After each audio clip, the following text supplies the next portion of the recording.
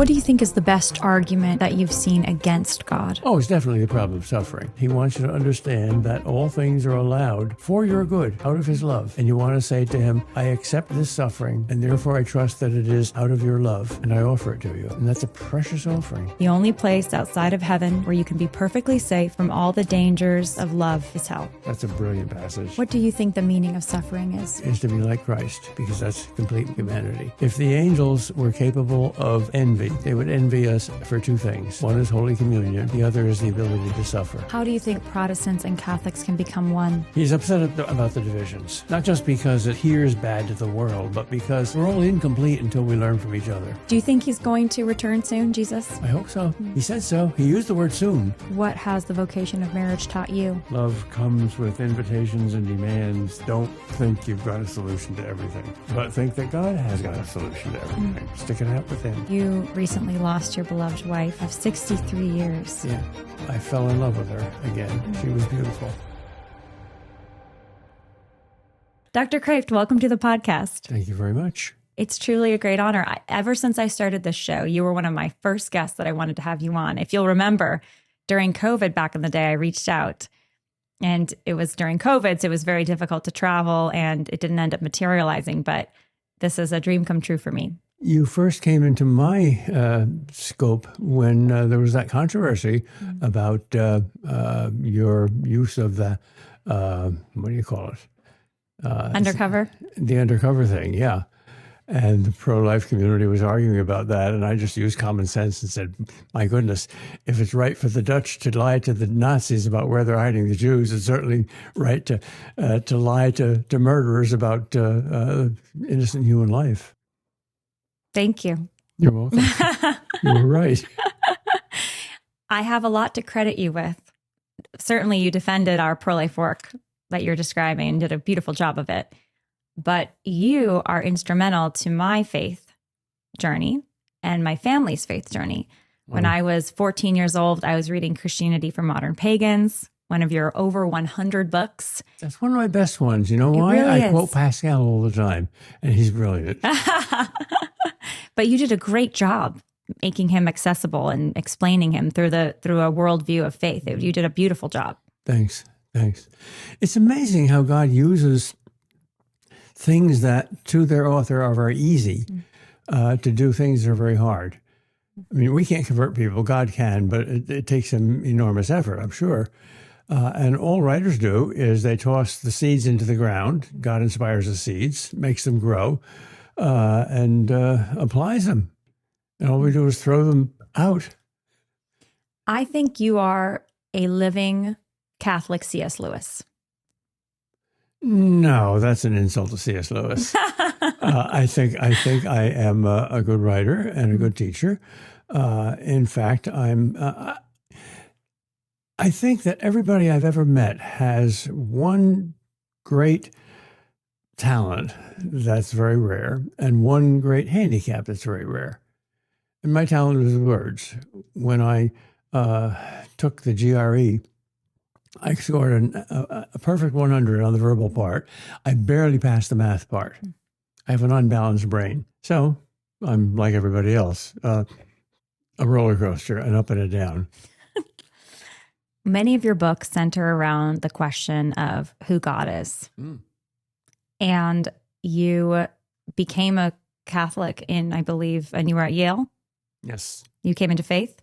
Was there ever a point after you came into faith, over 100 books of grappling and much of your professional work grappling with the question of who God is, that you doubted what the Catholic Church taught about God? No, my mind didn't doubt. My emotions do all the time.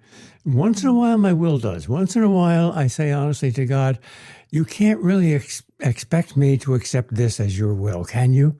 I know you don't make mistakes, but it looks like this is a mistake.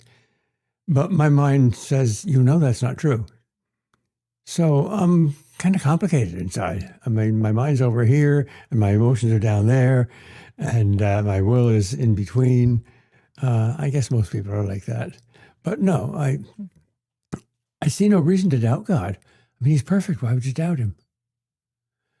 And what follows from that is how reasonable it is to totally trust him. I think my favorite verse in the whole Bible is the one that's maybe the hardest one to believe. All things happen to work together for good for those who love God. That's utterly rational, because if God is all powerful, he creates the universe, he can do miracles, he can do anything.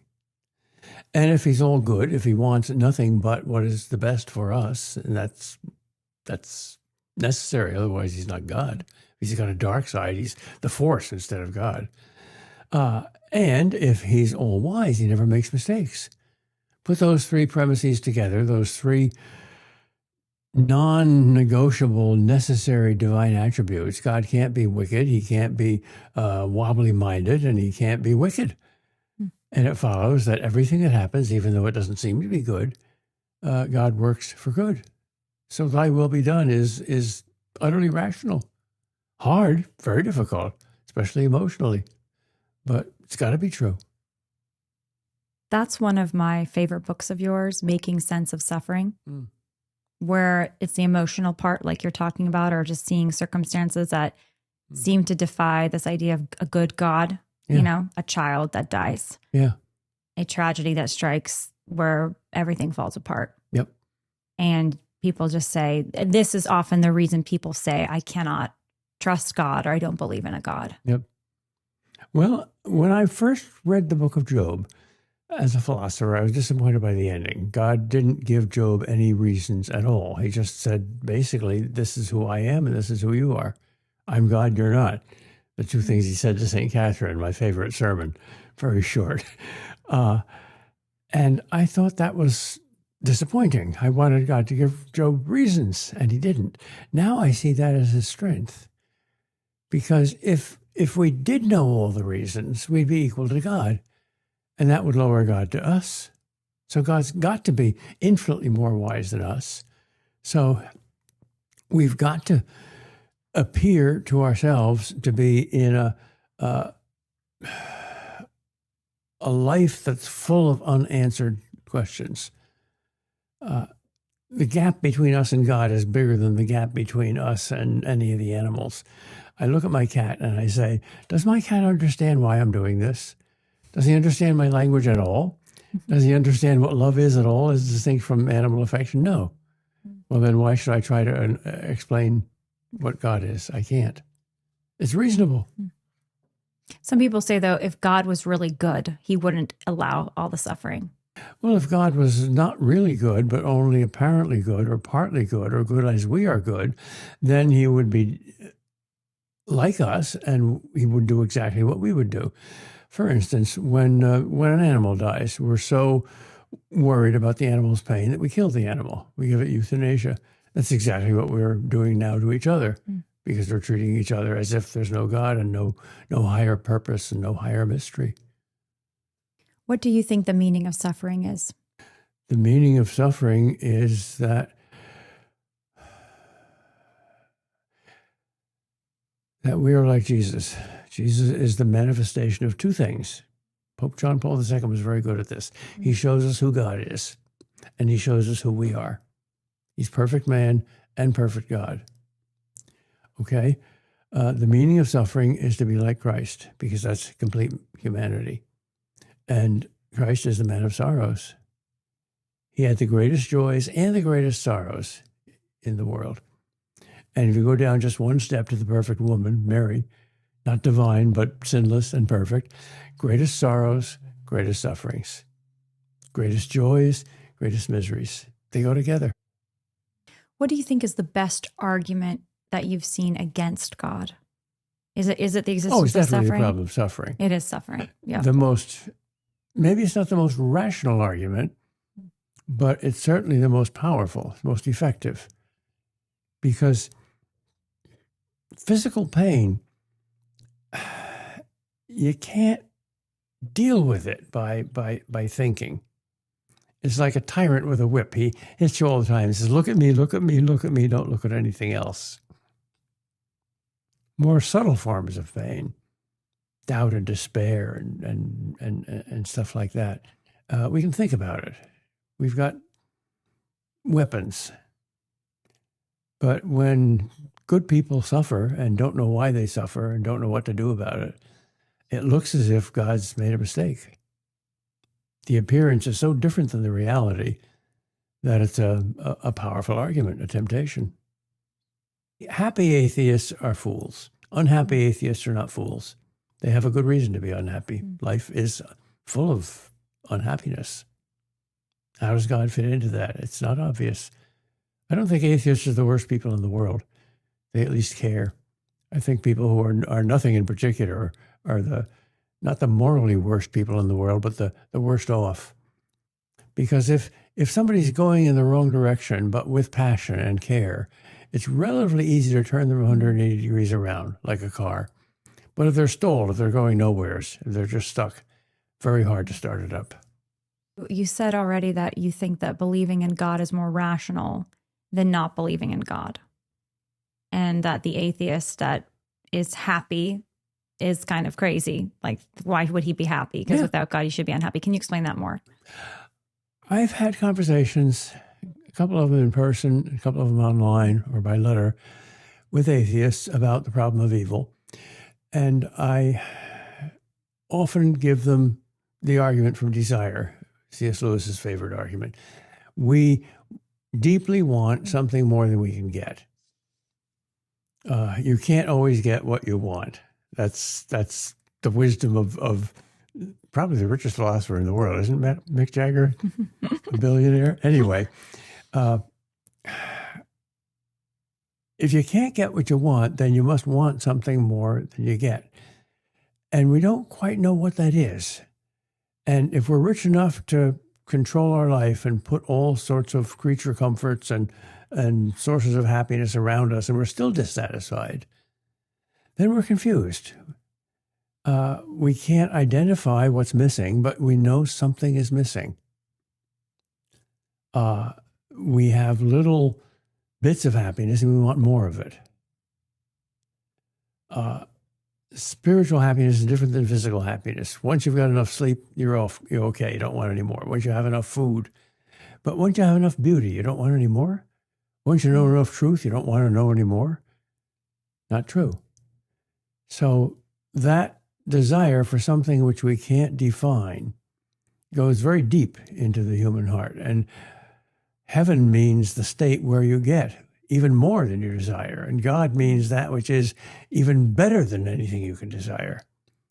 So I asked them, isn't there a temptation at least to believe in God and heaven? Don't you want there to be a heaven? Because if you don't believe in God, you're probably not going to believe in life after death. So all you want is a decent, comfortable life for a couple of years, and then you die without much pain. That's all you want? You wouldn't rather there be a heaven of infinite joys? Do you think that that is the ultimate despair, to think that heaven's not possible, there's no such thing as endless joy, that this creature comfort for a few years is all there is? And that's basically hell? Yes, in a sense, no. I think there's two kinds of despair. There's the passionate, rebellious despair, and then there's the dispassionate, lukewarmness despair. And God uses the perfect word to describe his attitude towards that lukewarmness in the book of Revelation, the Laodicean church. I wish thee were hot or cold, but since you are lukewarm, I'm going to vomit you out of my mouth. Ugh. It's always been a chilling verse for me. Yeah. Yeah. Because we're all much too lukewarm. I mean, if we were on fire, we'd all be Mother Teresa's. There'd be millions more in the world. How do we do that? How do we become more on fire? There's no answer to that question. There's no how. It's not technology. There's no spiritual technology. Technology is a way of making something that's hard easier. You push a button and light comes. You push a button and a rocket ship takes off. That's vastly beyond your powers unless there's this big machine in between. You can't do that in the spiritual life. There's no method that is like a machine that'll automatically make you a saint. The only way you can make yourself a saint is to let God make you a saint. And he does that in radically different and unpredictable ways. For some people, he gives them great joys. For other people, he gives them great sufferings. It looks like a really messy system. It's not a machine. There's no handbook for it. How do you become a saint? Love God with your whole heart and soul and mind and strength like crazy, and therefore also your neighbor as yourself. Well, how do you do that? There's no how. There's nothing easier than love. and nothing harder than love. You just love. You just do it. There's no method. All the saints say that. Methods are not important. We are so good at technology that we think that there's got to be a technological solution to everything, even the spiritual life. If you do X, Y, and Z, you'll get A. No, you won't. There's a thing called freedom. Love is essentially free. You just choose to love. You just do it. It's also at the same time a divine gift. It's both ours and God's act at the same time, because God's grace is not like the grace of any of the pagan gods, an ingredient in the universe and an ingredient in our life, outside of which there are other gods, other ingredients, other forces. He's the creator of everything, and therefore it's a both and instead of an either or. God is in as great control as Calvin thought, and he is as free as the Baptists and the Arminians thought. And the reason is that God's grace turns on nature and human nature, and therefore human freedom, rather than turns it off. So the more grace there is, the more free you are. The more that's God's work in you, the more that's your work in you. I know that's true, although it's very difficult to explain. Some of the medieval mystics loved the image of light for that reason. They said the more light there is, the more of every single color there is. And if light had any particular color, it would blot out all the other colors. It would rival them. You know, red would make blue into purple, and it would make yellow into orange, and it would make white into pink. But light doesn't have any color. It's infinite. It's all colors. And therefore, the more light there is, the more of red and the more of blue and the more of white and the more of every other color there is. So God is like the light and we're like the colors. The more of God there is in us, the more of us there is in us. Augustine, in his soliloquies, imagines God talking to him. Augustine loved Plato and was close to a kind of a Socrates, because there's more questions in a book like The Confession than in almost any other philosophical book that's not an overt dialogue. And God asks Augustine this great question: what do you want to know, Augustine? And Augustine says, only two things. God says, only two things? What are they? And Augustine says, you and me. Who are you and who am I? Is that all, says God? Yeah, that's all, says Augustine. You're right, says God, that is all. That's all you need to know. Because everything else is like a tube, and we're at one end of the tube, and God's at the other end of the tube. And everything in the world, and all the things in our life, and all the people in our life are like angels going up and down that Jacob's ladder, that tube between us and God, sent by God into our life. And they're all relative to those two things. Those are the absolutes. Those are the two things, the two people that you are always present to. You can't ever avoid for a single second, either in time or in eternity. God and yourself. And the one is an image of the other. And that's why it's not an either or. A good parent doesn't rival his kids. The more the kids act up, the more the parent is upset. And the more the kids are good, the more happy the parent is. It's a both-and relationship. It can feel overwhelming trying to figure out the right nutrients and supplements to take every day, which is why I'm a huge fan of We Heart Nutrition. We Heart Nutrition makes it incredibly simple to find the right supplements just for you, while donating 10% of every purchase to the pro-life movement. This is a family-run, faith-filled business, and We Heart Nutrition makes their supplements with the most high-quality, bioavailable ingredients. These are the vitamins that I take every day and that I took during my last pregnancy and my last postpartum period. If you go to weheartnutrition.com, you can take the 2-minute quiz to figure out exactly what's best for your state of life, whether man or woman, prenatal, pregnant, postnatal, premenopause, and more. And you can get these for your husband too, or for your wife. Right now I'm taking their prenatals, not pregnant yet, but I can feel the difference when I take them faithfully.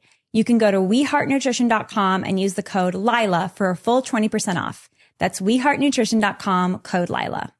Our babies deserve the best products, and that's why I love EveryLife. EveryLife is the fastest growing diaper company in America with premium wipes, diapers, and more. Their diapers are supremely soft, ultra thin, and designed for 12 hours of leak protection. I love the simplicity of the branding at EveryLife and their commitment to no harsh ingredients. EveryLife's mission is 100% pro-life and pro-woman, and they actually donate to pro-life organizations. EveryLife has also launched EveryLife Women, which provides premium quality feminine products that are toxin-free right to your door. If you go to everylife.com/Lila, you can get 15% off every order when you subscribe, plus a free jumbo tote and more perks. And EveryLife will donate diapers to a church or pregnancy resource center of your choice. That's everylife.com/Lila. I think people may feel inspired and think, I just want more love in me. I want to receive God's grace more. How does one start to just receive more love? Anybody who says that has already started. Because the desire is there. The way to implement the desire is not. That's what they're asking about. How do I do it? And maybe this is too simple, but my two answers to that question are, first of all, that there is no answer to the question how. There is no spiritual technology. There is no method. There is nothing other than love that is like a button, and when you push it, love turns on. You just love. Secondly, everything can be a method. It's the spirituality of Ignatius of Loyola. God is everywhere, so find him everywhere. In everything. He's not just up on Mount Olympus like Zeus, and he's not just in the sky like Apollo, and he's not just in the human heart like in humanism. He's everywhere. So contemplate him everywhere. Get to know him everywhere. And the more you get to know him, the more you'll love him. But you got to start by wanting to love him, by believing by faith that God, contrary to appearances, is totally lovable, is totally wise, even though he seems to be doing stupid things, and totally in power, even though he seems to be giving too much power to the devil, and totally good, even though he's giving you all sorts of not just emotional and physical, but even spiritual pain, some deep agonies. That doesn't look like God is good, but he is. And once you believe his own claim that he is good, you'll see it. The Eastern Orthodox have a great principle. They say that orthopraxy leads to orthodoxy. That is, right living leads to right faith. If you do the right thing, if you live the right way, if you act as if God is perfect and present everywhere, you'll gradually come to see him everywhere. There's a great passage in the Brothers Karamazov, which I think is the greatest novel ever written, where Madame Holikov, who's a middle-aged, overeducated, scatterbrained, but intelligent woman, is losing her faith. And she goes to Father Zosima, the wise old mystic, who's going to die in a couple of days, and confesses honestly that she's lost her faith and she wants to get it back. What can I do? And he says, in effect, there is something you can do. Oh, you can prove it to me then? No, I can't prove it to you. Nobody can prove it to you. You can prove it to yourself. How? Act as if it's true. Act as if your neighbor is made in the image of God and infinitely valuable. And in loving him, you love God. Do that, and you'll see it. And she says, love my neighbor. Well, I could give away my fortune to some institution on the other side of the world and do all sorts of good, but I can't stand being in the same room with one person for more than an hour. They always upset me. So many people are like that. Father Zosima says, well, I'm sorry, I can't say anything more comforting to you. That's the kind of love you have to do. That's love in action. And that will lead to faith. And then he says, and this is Dorothy Day's favorite line. I think Dorothy Day is sort of the American Mother Teresa. Love in action is a harsh and dreadful thing compared with love in dreams. Love? True love is harsh and dreadful? Mm-hmm. It's also wonderful. Childbirth is harsh and dreadful and wonderful. Death is harsh and dreadful and wonderful. It's our passage into heaven. Marriage is harsh and dreadful. Two people clanking together and not knowing quite what they're doing and yet loving each other anyway. That's harsh, but it's also not only comforting, but wonderful, amazing. What is when you say it's harsh and dreadful, love in action is harsh and dreadful. If someone's listening, they're like, I want to love more. And you just say, well, you have to do it. So what do they go out and start doing? What does that look like to love? Tough stuff. Love the people who need you the most. That's what God did. What attracts God's love is not so much our merit, but our need. So if you want to see what love is, go where people need you. Take the most difficult person in your family or your group of friends that you can't stand, and try to love them. Or if you want to do it collectively, go to the homeless, go to a nursing home, go to people where people are suffering, where it's not easy to love. Not just out of masochism and not just as a penance for your sins, but because that's where the love is needed. Be like water. Water always goes where it's needed. It always goes down to the darkest and humblest places and under the earth where it's not seen. If you want your love to be seen, it's not authentic love. This beautiful principle you're speaking to, I think about Mother Teresa. She says, love until it hurts. Yeah. Until you feel the pain. Exactly. And I think there's this other maybe school of thought about don't be codependent, don't be a masochist. You got to let people make their own choices. You do you, they do they, them, whatever. The modern approach, I think, in some ways to love, which there's some truth. It's a reaction. It's a reaction against the opposite temptation, especially on the part of parents. I've got to have perfect kids, so I'm going to discipline them and teach them and do everything for them, and they're going to turn out perfect because I've got to have my way. That's the tough guy mentality. And in reaction to that, well, just let the flower unfold. Well, the tough guy mentality assumes that there's no free will, and let the flower unfold assumes there's no such thing as sin and innate selfishness. So they're opposite mistakes. And the middle choice? The middle choice is to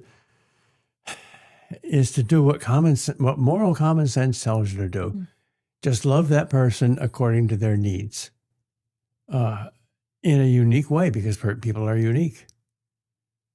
There are, of course, general principles, but there's always got to be something different and unpredictable and therefore difficult about loving any individual human being, starting with yourself. I surprise myself about how stupid I am sometimes. You idiot, I say. And then I realize, well, God is saying I've got to love my neighbor as myself, and that means I've got to love myself as my neighbor. So if I'm going to be patient with my neighbor, I've got to be patient with myself too.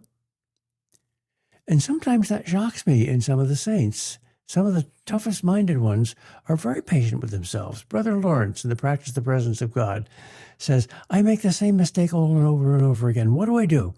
I fall down off the horse, and I say to God, see, that's what happens when you don't give me the grace. And I get it back on the horse, I try again.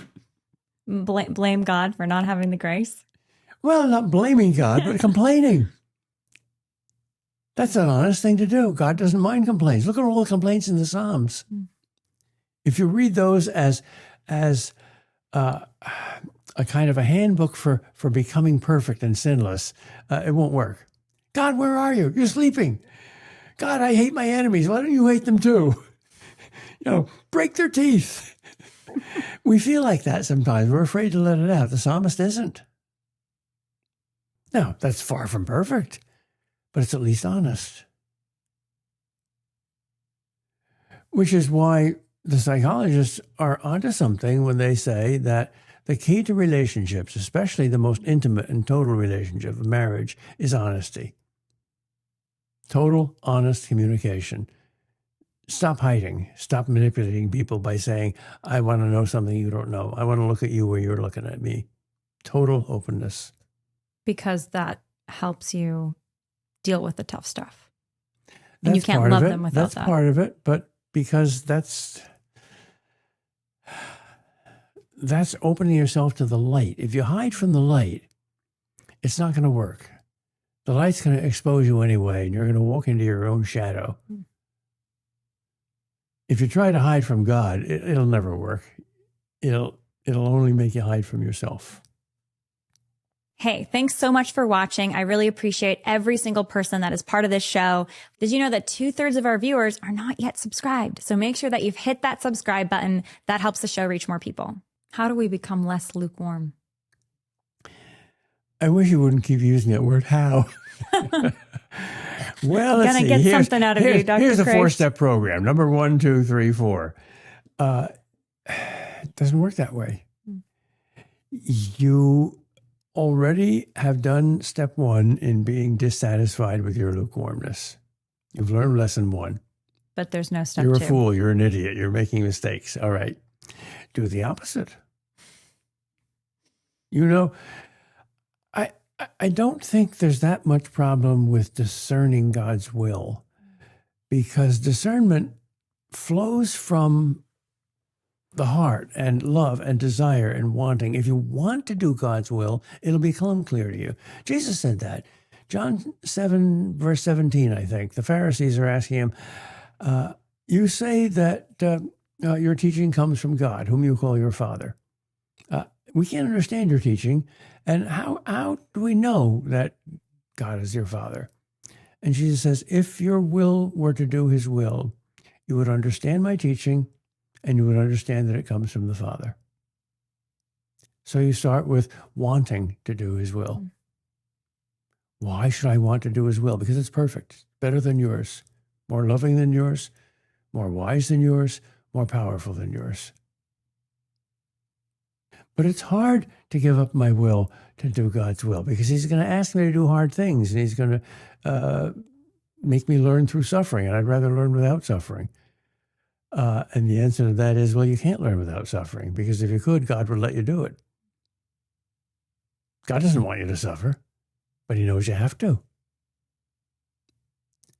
Now, whose will is better, yours or God's? Suppose you discovered in the end that your will was better than God's, smarter, better, more loving. Wouldn't that be horrible? Horrible. That would be like discovering that the sun is sucking all the light in the universe into itself as a black hole.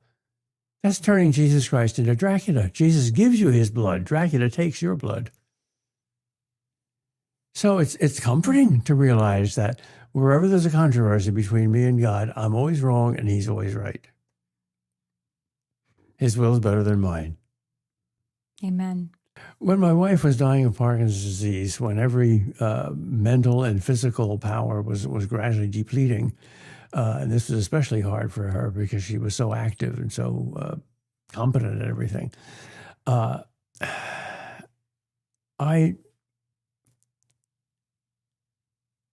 had a great difficulty in saying thy will be done, even though I knew that that was God's will. But the wisdom and the joy and the power that came from saying thy will be done there, especially at her death, which is the biggest loss, that had a mysterious power in it that nothing else had in my life. I still don't understand how it works, how that infusion of divine grace depends upon the need for it. I can't do this, God, and he does it. I give up, God, he solves the problem. I'm an idiot, God, and he smiles and says, yeah, but I'm not. That first part, that realization that your desire to bring good out of evil and to control things for the better is limited. And without God, it can't succeed. That negative part, I think, is underestimated, but not by the saints. Some of them go so far as to say, like St. Faustina, I'm coming out with a book, a commentary on her diary. Amazing. It's an amazing, amazing work. I'm sure this is going to be quoted for centuries. If the angels were capable of envy, they would envy us for two things. One is Holy Communion. The other is the ability to suffer. Angels can't suffer. If you really love someone, you know that the greatest gift you can possibly give to them is suffering. You're suffering for them. A very simple illustration I sometimes use, and it's almost simple to the point of being silly, but people say, yeah, that's it. Suppose you're working for a cruel boss, and you need this job, and it pays well, and you've got to keep the job. And the boss comes to you one day at 5 minutes to 5 and says, my car is broken, and you don't have a car, and I very, very much want this bottle of wine from the liquor store, which is a mile away. Now, I know you're a runner. I want you to run to that liquor store in the last 5 minutes and buy that bottle of wine for me. And if you don't, you're fired. You say, that's not fair. That's cruel. Well, that's the deal. Go. And you go, and you're running as fast as you can. And you can barely make it in 5 minutes. And you succeed. And you get the boss's wine, and you give it to him, and you get your job back. But what's your attitude while you're suffering? While your muscles are aching in that run? That bastard, why is he making me do such things? All right. Now, change the scenario. You're out in the wilderness with the girl whom you love very much, and he said, and you say to her, "What do you feel like having?" She said, "Oh, I'd love to have a bottle of my favorite wine." "Oh, well, you know, there's no liquor store within 10 minutes of here, but there is one just about 2-3 miles away, and we don't have a car. We walked here, but you wait here. I'm going to run to that liquor store and get you your favorite wine." And you run, and you're sweating, and your muscles are aching, exactly the same as with your boss, but you're smiling. You're her knight in shining armor, and then you bring it back and give it to her with a smile, not a complaint. Well, God's not like your boss. God's like your girl or your guy. So you can do this stuff, this suffering, out of love, and you're proud of it. And then there's that piece of it where you can ask him to help you suffer. Oh, of course. It's like you can ask him simultaneously. I can't prove this, but I'm pretty sure this is true from my reading of the saints and from my own experience. God doesn't want you to suffer, and God understands that you don't want to suffer, and God also understands that you can ask him to please deliver you from this suffering on the basis of his compassion and mercy. He's got oceans of mercy. That's a good prayer. God, please deliver me. You're the deliverer. On the other hand, he wants you to understand that all things are allowed or done. In the case of suffering, they're allowed by God for your good, out of his love. And you want to say to him, I accept this suffering because it's not a suffering I brought on myself. It's a suffering you gave me. And therefore I trust that it is out of your love. And I offer it to you. And that's a precious offering, a powerful offering. You guys know I absolutely love my Cozy Earth sheets. They're something that I look forward to every day, and they're easily the softest and most comfortable bed sheets I've ever had. And now you can get that same comfort and quality with Cozy Earth towels.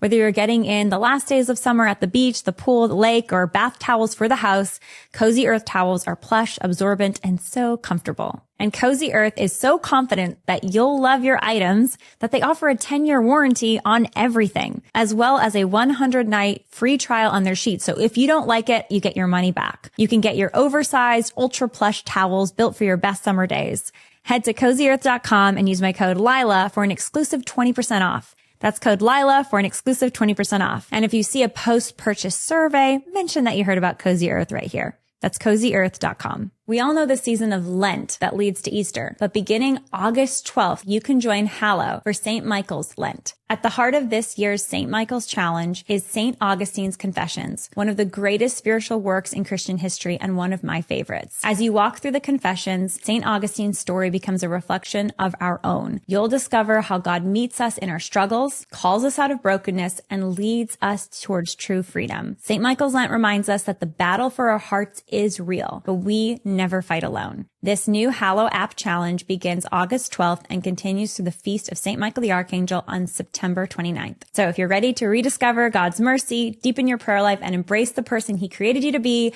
go check out Hallow's St. Michael's Lent Challenge. Go to hallow.com/Lila for 3 months completely free, so you can do the whole challenge for free. That's hallow.com/Lila. What's a question that you would hope that a skeptic of what we're talking about would really sit with? What's the best way for me to come to believe this? And I will say, read the Gospels and make the acquaintance of Jesus.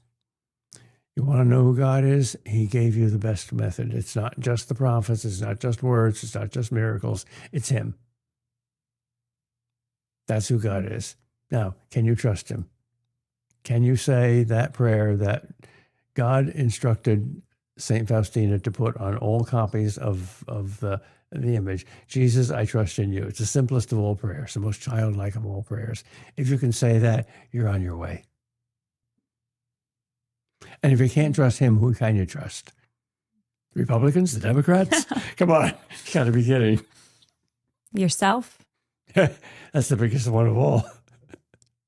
I think about that. Like if we just trust ourselves and we're all going to die. Like, yeah. Trust yourself to do what? To die. Yeah. And there's 2 ways to die before you die. You can die to your sins, or you can die to your hopes. What do you mean? If death is the end, you die to all your hopes. It's all going down the drain. But if you can die to your sins and give God those, then there's hope. Because sin and death go together. Sin is spiritual death. People often don't understand that either. That's maybe too much of a theological point to talk about in a practical conversation like this, but let me throw it in anyway. We can go a little bit deep. Yeah. Most people think that when Adam and Eve sinned, ate the apple. By the way, I don't think that you have to interpret that story literally. It's a folktale, but it's true. It's profoundly true. It's divine revelation. And God must have created us innocent, and we must have made ourselves guilty somehow. God is not responsible for sin. Okay. They're in the Garden of Eden. They're innocent. Their soul's relationship to God is one of perfect harmony and perfect love. And therefore, their relationship between their body and the soul is also in perfect harmony. No need for them to die. God's life comes pouring into their soul and through their soul into their body. And therefore, their body's relationship to nature is perfect. When Adam bumped into a stone, it didn't hurt. No need for it to hurt. So we have innocence and immortality and nothing but pleasure in this garden. Think of a magnet with 3 iron rings attached to it. God's the magnet, source of all life. The soul is the thing that plugs into him directly, and the body is the expression of the soul. And then the world is the body of our bodies, our larger body. And all 4 of those things are in perfect harmony. However, the soul has free will, and it can detach itself from the magnet, and it does. And when it detaches itself from the magnet, inevitably, the magnetism is going to stop. It's still going to live for a while, but it's going to die. And the relationship with nature is going to mess up too. Thorns and thistles, pain in childbirth, oppression, a mess. So death and suffering are not merely a punishment for sin. They're the necessary consequence of sin. The word sin comes from the German word Sünde, which is the noun form of the verb sundern, which in English comes into asunder. You cut a person asunder when you chop off his head. It means separation. So when we separate from God, we separate from each other and from ourselves and from the world too. It's not like we do a bad thing and we're punished by our parent. You stole the cookie, so you can't have supper tonight. No, it's like if you eat too many cookies, you'll get indigestion. If you jump off the garage roof, you'll break a leg. It's an inevitable consequence. So God isn't standing there with a whip trying to whip us into line and make us stop sinning. He's hoping that we see for ourselves that the way to total happiness and total joy is the opposite of sin. It's the love of God. I want you to listen to something about sin and the nature of sin and God and this idea of God as punisher. This is a very popular clip going around right now from a pastor named Josh Howerton. And he was on the Sean Ryan show, and he gave this explanation of sin and punishment. And I want you to hear this, and I want you to tell me what you think. Mm-hmm. I'm going to pull it up. Why did Jesus have to die on the cross if he is God? Why couldn't he just forgive? Exactly. Yeah, dude. Yeah. Man, that's like my favorite question to answer ever. All right. My favorite way to illustrate this is by a story. It goes like this. Once upon a time, in a far-off kingdom, there was a king who was known by everyone in the kingdom to be the most just and loving king who had ever lived. But then it was discovered that somebody was stealing from the king's treasury. And so the king, being a just king, he sent out an edict that whenever it was discovered who was stealing from the king's treasury, that person would receive 10 lashes. Well, the theft continued, and so he issued another decree. When it's discovered who's stealing from the king's treasury, it'll be 20 lashes. Theft continued, 30 lashes. Until finally, the king issued a final decree, and he said, when it's discovered who's stealing from the king's treasury, it will be a sentence of 40 lashes. Now, the problem with that was that 40 lashes was a death sentence. And so the theft continued until eventually it was discovered that none other than the king's daughter was the one who was stealing from the treasury. So then a question began to ripple through the kingdom. What would the king do? Some thought he would forgive her, but then how would he be just? Some thought that he would issue the sentence, but then how would he be loving? Well, it was decided. The king sat down and decided, you know what? The sentence is just, the punishment must fall, and so the decree stands. And so one day the entire kingdom was gathered, and in front of everybody, the king's own daughter was marched up to the podium in front of the entire kingdom, and she was bent over the podium, and the back of her shirt was ripped open. And the executioner stood there, and he began to raise his whip, land the first slash. And as soon as he did, the king yelled, "Stop!" And there was a silence that fell. And the king strode forward, and he took off his own shirt, and he bent over, and he wrapped his body around his own daughter, and looked back up over his shoulder, and he said, "Now hit her." And the executioner objected, and he said, "But king, those lashes, they'll fall on you." And he said, "The sentence must stand. It's just, hit her." And so 40 lashes fell on the body of the king that protected the body of his daughter, and the king died in the stead of his daughter. And what happened, Sean, in that story is the king was both just because payment for the sin had to be made, and the king was the justifier of the ungodly. She went free because he took the penalty. See, the reason Jesus had to die on the cross is because God is just, and so payment for sin has to be made. So penalty for sin had to be made, but God is love, so he made the payment himself. That's what the Bible means when it says, "For the wages of sin is death, but the free gift of God is eternal life through Jesus Christ our Lord." Okay? So it's a substitutionary sacrifice. In my place, condemned he stood. Wow.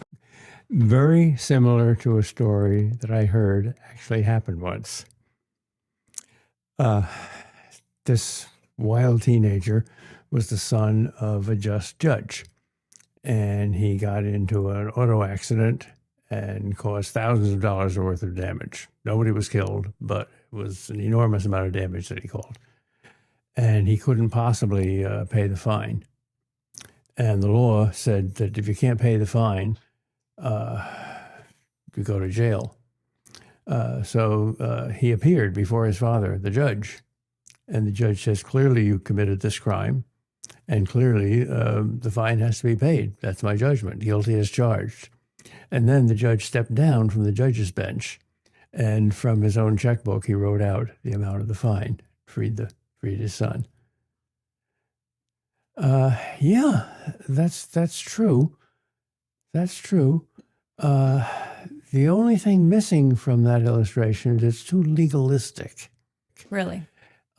It's the person that counts. Laws exist for persons. Persons don't exist for laws. So the person has to be freed. And if that little girl in the fairy tale is still as nasty and as selfish and as thieving as she was before, that's incomplete. Which, by the way, is why there has to be a purgatory.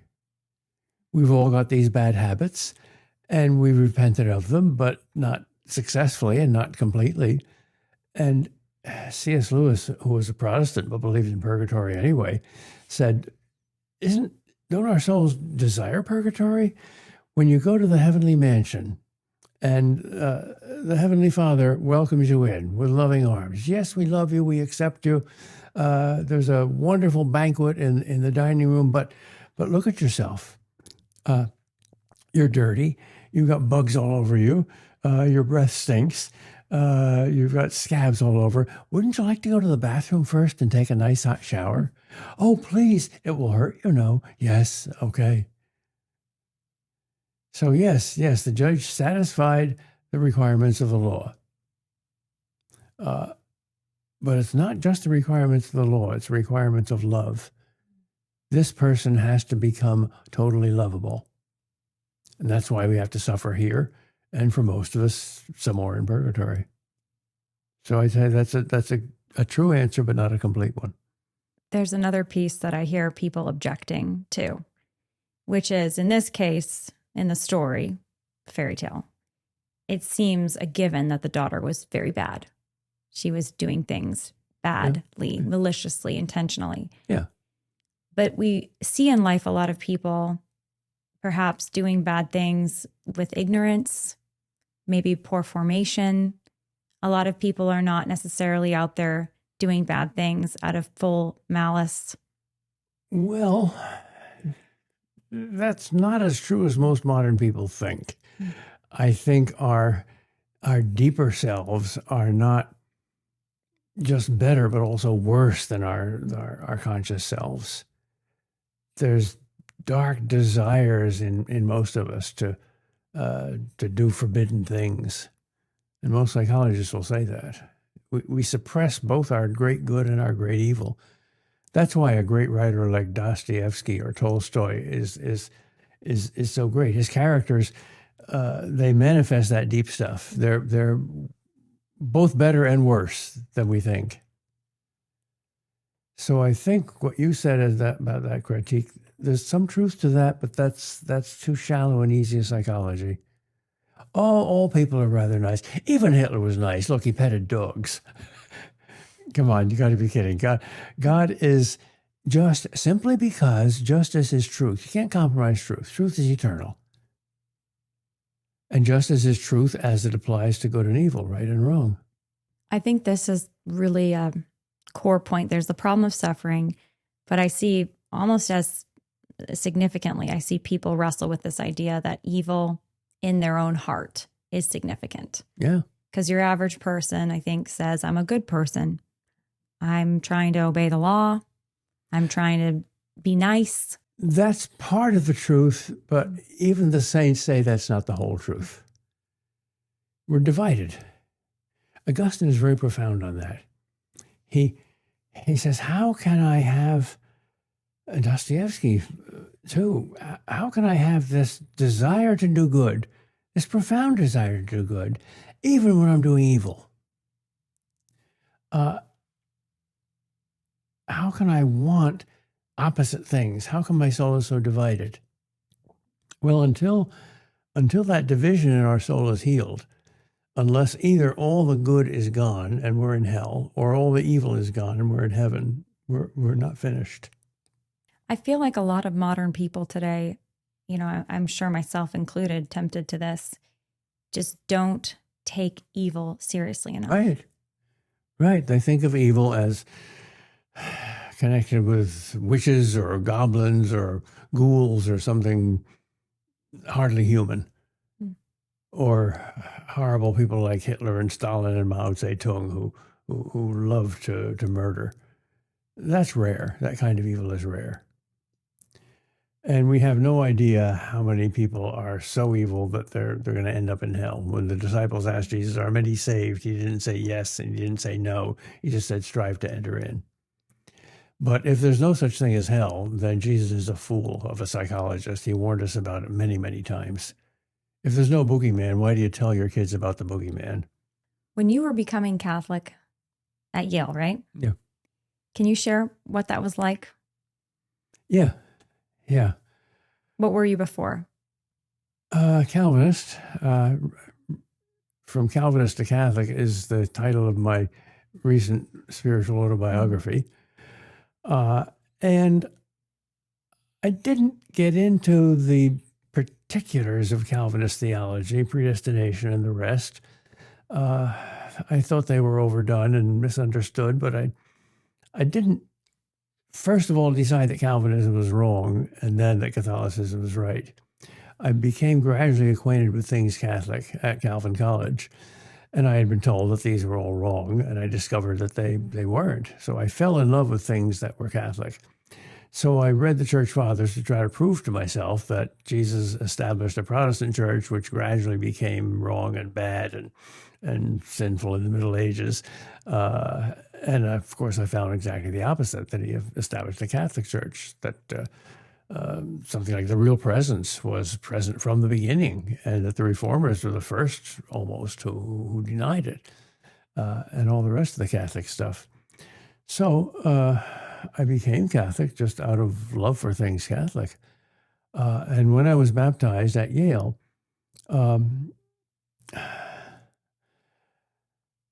I expected something radical and instant to change at the moment of my baptism, which was immediately followed by my first communion. And it didn't. But I had such a profound sense of peace and silence. There were people around me who were talking. We were in a church, and it was not quite a mystical experience, but it was strikingly simple, as if God were speaking to me in that still small voice, that little whisper. And nothing else counted except that. So I was struck by how simple it was. I mean, Catholicism is a cathedral. It's wonderfully, magnificently complex, like the universe. And yet at the heart, it's utterly simple. Here's God, here's you, here's love. But Protestants and Catholics. So I was Protestant. I became Catholic.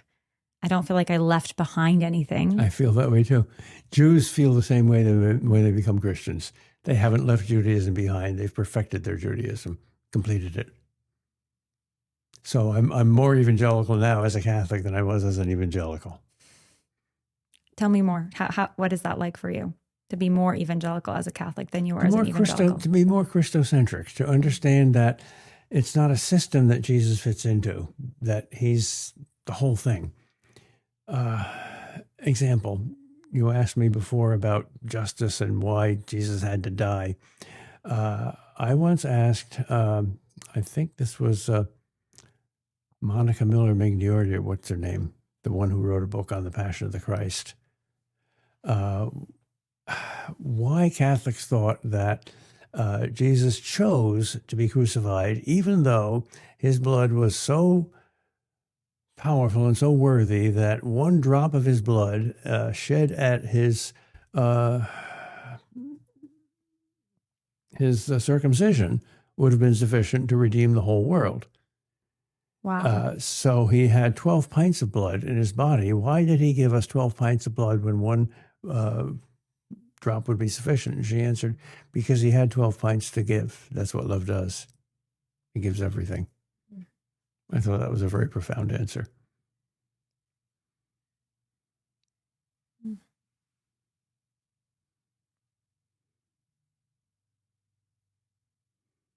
And so you would say you're Catholic because why not? You get even closer to Jesus. It's the default position. It's the fallback position. The question is not why should I become a Catholic, but why should I be a Protestant? Why should you protest Catholicism? A Protestant is by definition somebody who protests something that came first. And Protestantism originates in the 6th chapter of John's Gospel. The first protesters were the ones who couldn't believe his teaching about the Eucharist, so they went away and left him. Why was the teaching about the Eucharist so hard to believe? Well, that's an easy question to answer. How do I become saved? You have to eat my flesh and drink my blood. What? You're not a cannibal. No, that's not what I mean. Well, the Jews were forbidden by Mosaic law to drink blood. The chicken had to have its blood drained before you could eat it. It had to be kosher. And there were a certain kind of flesh, like pork, that they were not allowed to eat. So Jesus is shocking them by transcending Mosaic law and shocking them by saying that this grossly physical thing is going to be my instrument of saving you, of putting divine grace into your heart. Very strange, not easy to believe at all. That thing that looks like a little piece of bread and that under a microscope reveals nothing but bread, that's really God incarnate? That's not easy to believe. I remember once somebody asked me, how do I find the meaning of life? We were talking about the meaning of life, the ultimate meaning of all things. And I don't know what I said, but he or she said, well, how do you find it? And I say, I eat it every Sunday and every other day that I can. And he knew something about Catholicism, and he says, I understand what you mean, but it makes no sense at all. I said, it doesn't seem to make sense at first. But then, if it isn't true, then Catholics are the most superstitious idolaters in the world. They're taking a piece of bread and worshiping it as if it's God Almighty. And that either or is similar to C.S. Lewis's famous argument about the divinity of Jesus. That's another thing hard to believe. This man who came out of a mother's womb and had to learn how to speak Hebrew and has to eat and take a pee in order to survive and can die and does. That's God. And Lewis says, paraphrasing one of the church fathers, if that's not true, if he's not who he claims to be, and he make that claim in many, many different ways in all four Gospels, if he's not who he claims to be, he's not a good man. He's the biggest liar in the world, and if he believes it, he's the biggest insane person in the world. And there's nothing in between. And then the argument for the church as his one holy, Catholic, apostolic, visible church, the only one that has an apostolic connection with him and therefore infallibility. If that's not true, no other Protestant church makes that claim. That's the most arrogant, evil claim of any church. The Catholic Church can't just be one of a number of nice denominations. It's either the most satanic or the most heavenly. Why do you think the Lord set it up to die on the cross and then leave us Eucharist or give us Eucharist, which is just bread, but it's actually him mystically, and we have to eat it every Sunday? Eat him. For the same reason he chose the incarnation, to make it concrete, to make it available to us in the most real way that we know. We can't make abstractions as real to ourselves as we can make concrete things. Somebody says, I love you, trust me. That's fine. But marry me, I'll give you the rest of my life. That's a concrete thing. That's not just a beautiful idea. That's a sacrifice.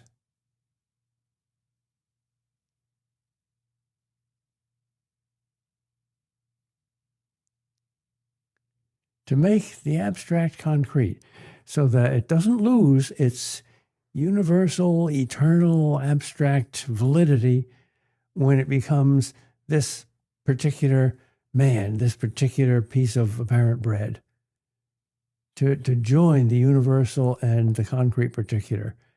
That's almost impossible, but God does it. And he does it because we are both concrete and eternal. Yes. So we need something to match the concreteness. Yes, yes. The problem of death is very concrete. And the philosophers all give us wonderful abstract ways of dealing with death. This is what you must think about it. Here is the attitude you must take about it. Jesus conquered death, ended it, killed it. Death, thou shalt die. That's very concrete. Why bread and wine, do you think? Well, first of all, wine, among the Jews especially, was their only alcoholic drink, and it made them drunk. And to be drunk, of course, is to lose your mind temporarily. That's a bad thing, but it also is paradoxically a symbol of losing our mind to mystical experience. Your ordinary mind is gone. And what happens when you're drunk is usually nothing mystical or profound or spiritual at all, but at least that unique drink that plays tricks with your mind is a good thing for him to use as a symbol, freed from its immoral context. And so that's one of the favorite images of the mystic, inebriation. It's even in the Bible, Song of Songs. And the bread? Bread is in many cultures what pasta is for Italians and rice is for most Asians. The staple, the basic food, the thing that gives you life.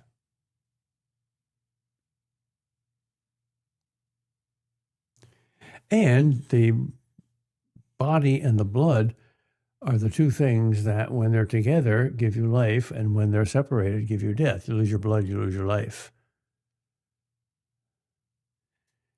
So if the Eucharist is God and man, and within man, both body and soul, and within the body, both flesh and blood, that's all three two-in-ones. How do you think Protestants and Catholics can become one? By wanting to, by asking God to reunite them, by looking so hard at the baton of the conductor that everybody in the orchestra plays in harmony, instead of looking to themselves. Who's the conductor? God. What if they say we are looking at the baton, and this do it more? Do it more. Keep doing it. Keep on it. We've made enormous progress in ecumenism in the last century. Back in the 40s and 50s, when I was growing up, I think most Protestants thought Catholics weren't really Christians. They were pagan idolaters, and they're probably going to hell. And many Catholics thought that of Protestants. They're heretics. We've come a long way since then. Yeah, they're heretics, but they're probably not going to hell. If they love Jesus, they're going to hell. And they're not going to hell. And if Jesus will correct their theology, he can take care of that. He's a big boy. He's not as upset as we are. He's upset about the divisions. Not just because it appears bad to the world, but because we're all incomplete until we learn from each other. If whatever the Protestants have preserved better than the Catholics isn't learned by the Catholics, then the Protestants are not going to come home. If we don't love Jesus more than a Baptist does, Baptists aren't going to become Catholics. We're each challenging each other to be the best we can be, best we can possibly be. And that's even true of interfaith dialogue. Here, Muslims and Christians are the only two religions that want to conquer the world, who are commanded by God to conquer the world. Okay.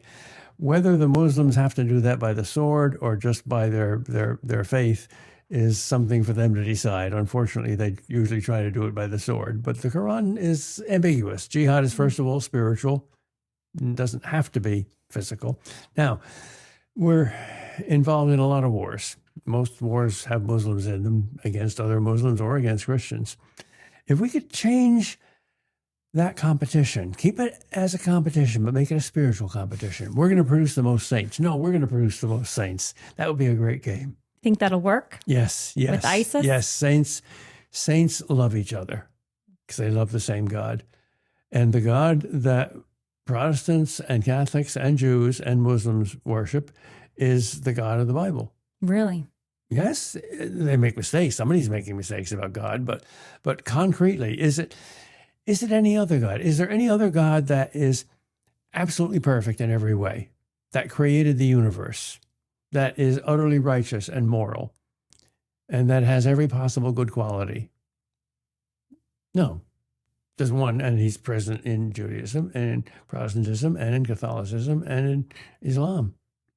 So even though Muslims and the Jews reject Jesus as God, you would say we still are praying to the same God? Yes, they deny the Trinity, and that's a big thing. But if obviously Jews worship the same God as Jesus, because Jesus worships the same God as the Jews, which is his Father. They worship the Father. And where did the Muslims get their idea of God from? The Jewish scriptures. All 100 names of Allah in the Quran, 99 of them are spelled out. The 100th is the one that can't be said. You can find them all in the Torah. So are you saying that to be precise or to try to attempt precision, that the Jews and the Muslims worship one person of the Trinity who's still fully God? Right. But they don't. Well, I would say actually the Jews would recognize the Holy Spirit. Not as a person. Not as a person, that's true. They kind of see the breath of God and the Spirit moving, but they see it as God the Father. Interesting. So in that sense, we do worship the same God, God the Father. St. Faustina says in her diary, to worship one person in the Trinity is necessarily to worship all three, because the three are not separated like triplets. They're one God. I want to go to the Muslims in a minute, because that's we talk about this in the show. We have Muslim converts on the show and people with their opinions on all of this. But back to the Protestants, our Protestant brothers and sisters. And we have a lot of people who listen to the show who are Protestant. Mm-hmm. You said we need to seek it more together to be one. Yep. Is there anything that the Catholics should concede ground on in order to better welcome Protestants? Sure, they're sins. We got plenty of them. We make mistakes, and prudential, practical mistakes. The church is not infallible. What the Pope said to Galileo is not infallible. Galileo made as many mistakes as the Pope did, but there were mistakes on both sides. There's been practical mistakes, especially in politics and in warfare. Were the Crusades well behaved? Certainly not. Ask any Eastern Orthodox who remembers the sack of Constantinople. Yeah, we all got to repent of different things. What is the number one thing that Catholics should learn from Protestants? That Jesus is the answer to every problem. That he is the reason for the church. He is the reason for the liturgy. He is the reason for morality. That he is the center of all relationships with God. That Christocentrism. That foundation. Good Catholics know that already, but many Catholics have forgotten it. And sometimes because the other stuff, which is good and necessary, the theology, the philosophy, the law, the liturgy, the history, the beautiful stuff, that's like hundreds of beautiful stories on a building, but Christ is the foundation. And even though the Protestants don't have much of a building on that foundation, they've got that foundation secure. Most of them do. At least the denominations that aren't emptying out rapidly because they're modernists and liberals and they don't believe in the supernatural. What about the number one thing that Protestants should learn from Catholics? The honesty to ask, what is Jesus' will for me with regard to the church? Did Jesus establish that Catholic Church? Is my Lord the Lord of the church? Does Jesus want me to be a Catholic? I often say to them, especially if they're Baptists and don't believe in the real presence, I say, all right, go to a Catholic church sometime when there's nobody there. So nobody's watching you and you don't feel inhibited. and go to the front row, right in front of the tabernacle, where Catholics believe Jesus Christ is personally present, hiding behind the Eucharist, and say, Jesus, you are my Lord. I want to do your will. I've been taught, and I think I believe that that's not you, that's idolatrous superstition. If that's true, don't let me be a Catholic.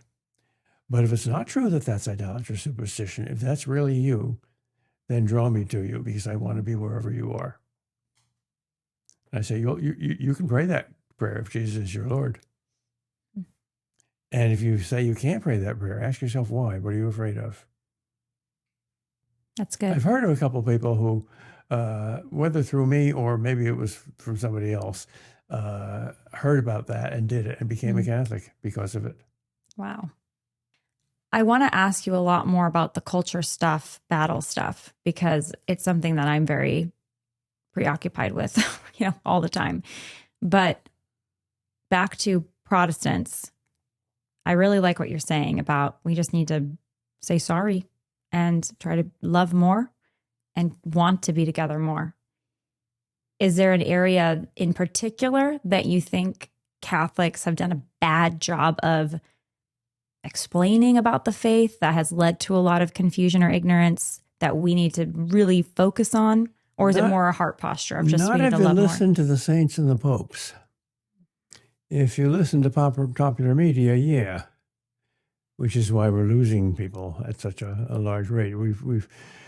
Jesus turned water into wine. We're turning the wine back into water, so it's not drinkable. I think we, especially in the Western Catholic world, have made genuine moral progress in some areas. The rights of the handicapped, the importance of mercy, to be non-judgmental to people, even while you're judgmental to actions. We've got that distinction pretty clear. There are other areas where we've obviously regressed. Chastity, it's a joke. Even honesty sometimes. The tough virtues, courage. When Solzhenitsyn, the new Dostoevsky, probably the greatest novelist of the 20th century, came to America and gave the Harvard commencement address. Amazing. He was lionized until he gave that address. And it was rather insulting and impolite. It was expressed eloquently, but he said basically, you people lack courage. That's the thing I don't see here. Yeah, we're wicked, but we know how to suffer. We're courageous. You have something to learn from us. The media dropped him like a hot potato. Who does he think he is? The only other, and I wasn't there, but this time, but people tell me when Mother Teresa gave the Harvard commencement address, she had a lot of little kids from India with her, holding onto her coattails. And she came up onto the stage, and they tried to get rid of the little kids. He said, no. You want me, you want them too. And she began by saying something like this. Here's the invitation you gave me. Mother Teresa, we ask you to share your wisdom with us because... what exactly did she say? What were the words? We invite you, a wise woman from one of the poorest countries in the world, to share some of your wisdom with America, which is the richest country in the world. And she said, I don't want to be impolite, but that's wrong. India is not a poor country. India is a rich country. It has a wealth of riches. We have many, many religions, and they're living largely in harmony with each other, and we share each other's religious riches. We are rich. America is not rich. America is poor. In fact, America is desperately poor. Any country that slaughters its own unborn children is desperately poor. Don't say you're a rich country. You could feel the temperature drop 40 degrees. She got through to them. That was her line wherever she would go to a Western audience. Yeah. You kill the unborn child. That's the greatest destroyer of peace. Yeah. What poverty? That's why I started live action. The greatest thing in the world is a person. And birth is bringing a person into the world. So if you don't value that, you've given away your $1 billion and you have a few pennies left. You said something earlier about the sexual revolution and it being really the source of our greatest errors today. Yeah. I want to ask you about that. Before I do, though, I've got to ask you about one more thing when it comes to ecumenism and these other religions. There's a lot of people today, especially Catholics and some other Christians, who are especially angry towards Israel. It kind of bleeds over into general anger towards a lot of the Jewish people. What do you make of that? Have you noticed that, and what do you make of it? I've noticed it in the media. I don't totally trust the media, but obviously anti-Semitism is on the rise. Some of it is just political, left-wing politics. Some of it is concern for the Palestinians. Some of it is a genuine wondering whether Israel's reaction to Islamic terrorism is a good one or a successful one. Apparently it has not been successful. And some of it is just vague but well-intentioned utopianism. If we're nice to them, won't they be nice to us? So it's a mixed bag. I have no one answer to that question. What's your take on Israel? Israel deserves to exist. The Jews deserve to have it. They deserve to defend themselves. I don't understand why they have to do it in such an apparently cruel and arbitrary way by taking more land for settlements. They have enough land. And why they can't solve the problem of Hamas in some other way than harm to innocent civilians. So I'm sympathetic with that critique. Have you seen someone sort of chart out a better plan that they're just refusing? No, that's the problem.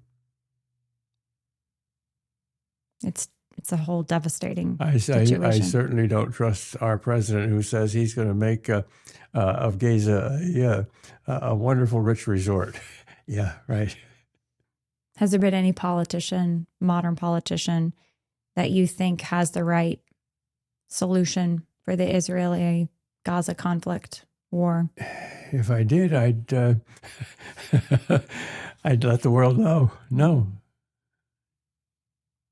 It's hard. It's a hard, devastating one because there's so many lives in the balance. Yeah.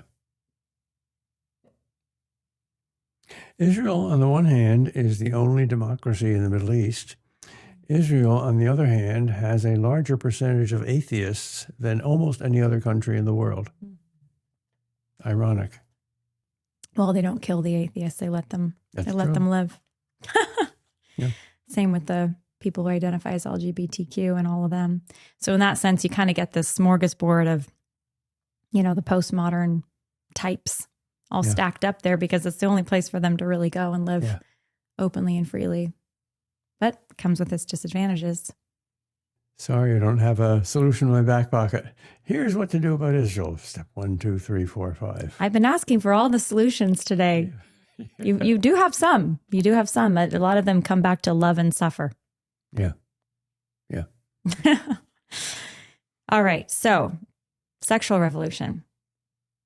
You helped form my understanding of how we got to where we are and a little bit what to do about it, although I know you're hesitant to give too many practical applications. But this is the thing that I think a lot of Christians who kind of wake up and realize, the fruits of the sexual revolution and postmodernism are all rotten, and we've got to fight back as best we know how. And love and sacrifice is obviously the through line for that. But you look at, the institutions are not with us, largely. Mm-hmm. They've been, you could say overtaken in the last 50 plus years, right? More than 50 years. It's a longer project than that. Certainly it's a 100-year project. Margaret Sanger's institutional, takeover project started in the early 20th century. Yep. And now you have, our medical system is a search and destroy system for disabled babies. Yep. in other parts of the Western world, like Canada, they're literally offing 5% of the population through direct euthanasia, some of it likely coerced. That's coming to the U.S. Abortion, 1 million abortions a year plus, babies killed intentionally and directly. And then you've got all this other stuff where it's 9 out of every, 50% divorce rate, roughly. It's going down maybe among some groups, but it's, it's holding strong. Most kids have raised in a broken family. We could go on. Then there's the whole rising of LGBTQ identities and the transgender ideology and that movement and everything else. Crazier and crazier. First question, I guess, is the root. In your view, is there a shared root of all of this? Yeah, we've forgotten God. We're made in his image. Sex is his image, Genesis 3:15. And God made man in his own image, male and female. We get that relationship wrong. We get all human relationships wrong. No society in history has ever survived for long without healthy families. 50% divorce rate. We're doomed. Patrick Moynihan, back in 20th century, smart New York politician, Democrat, but smart, said, we have now an 11% divorce rate.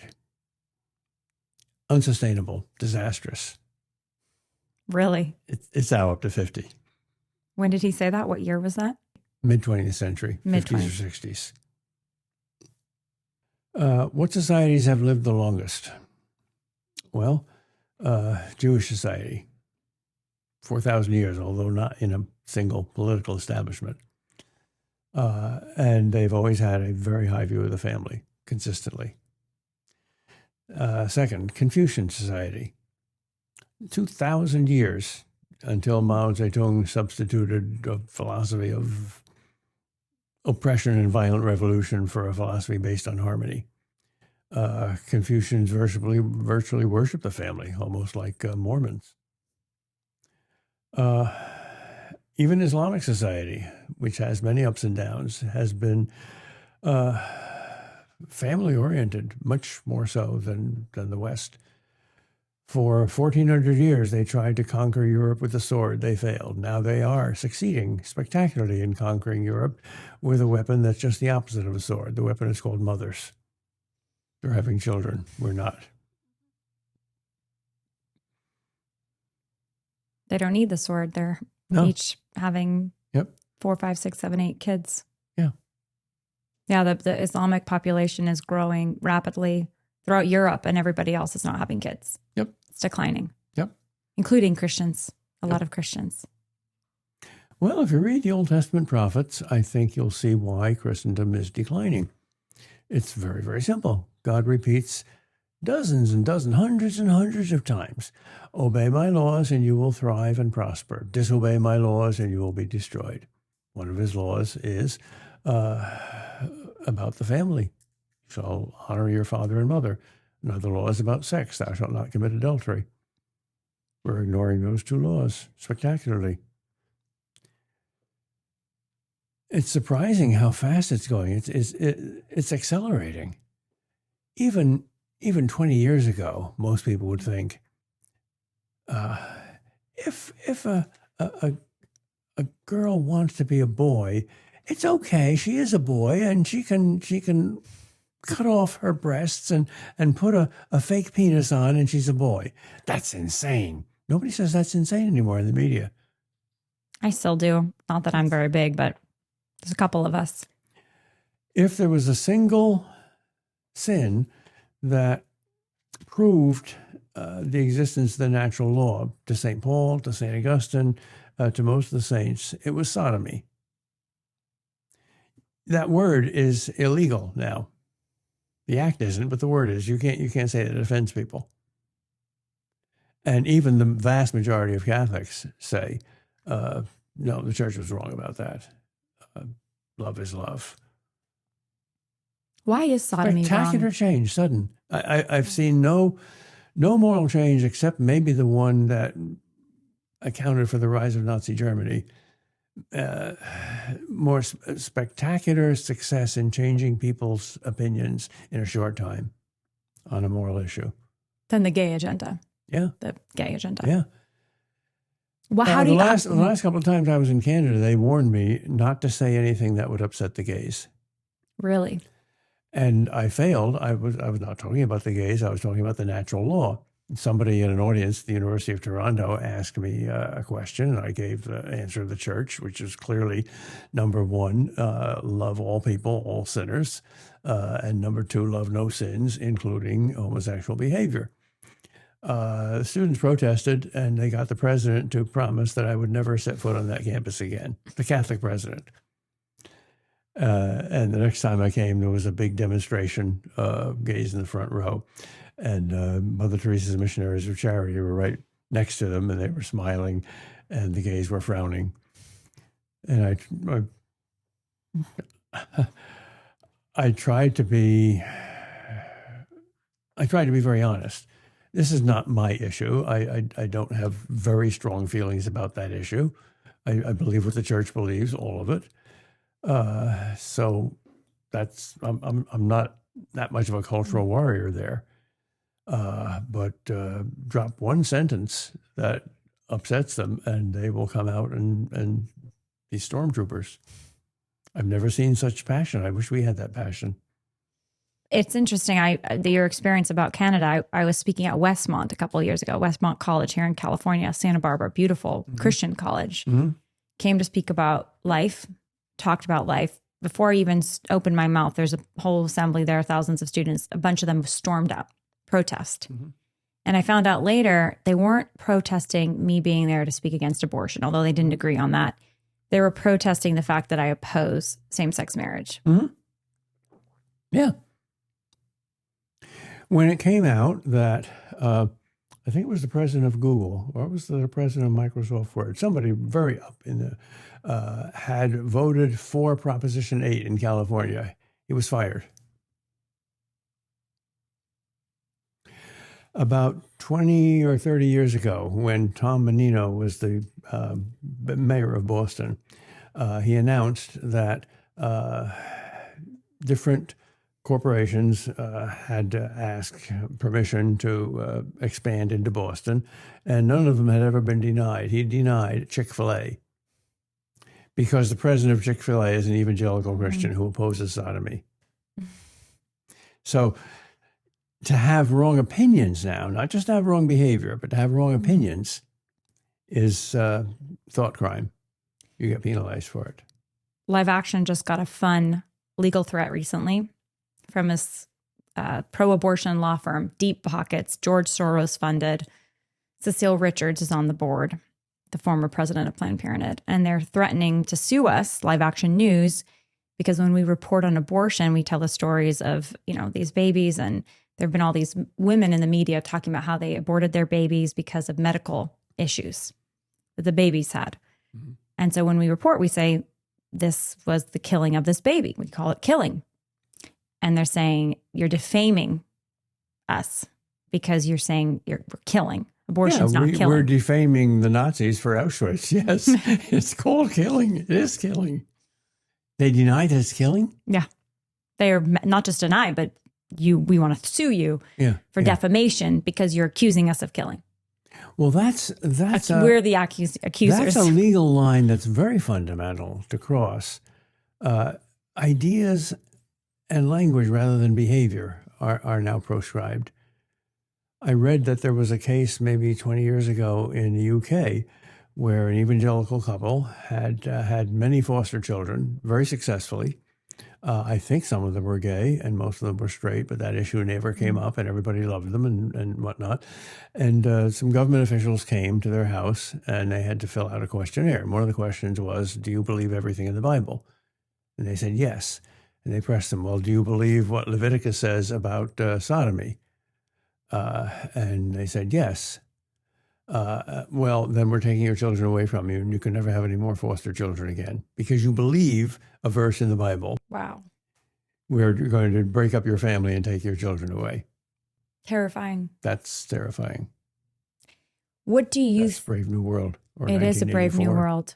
And I have to just reference, I was on your website earlier and I was proud of myself because your very few recommended books on your website, you only listed a few.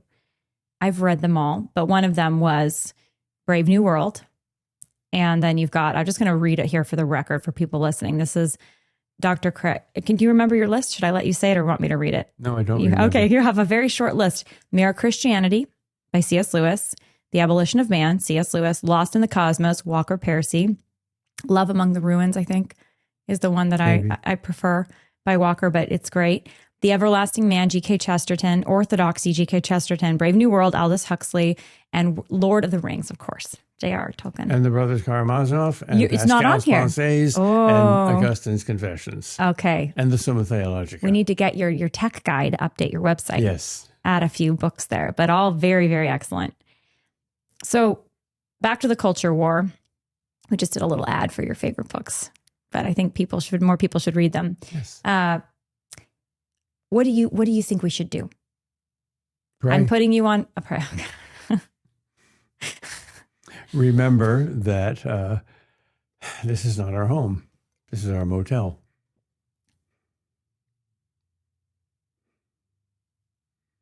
I'm very pessimistic. I'm surprised at how fast it's going and how extreme.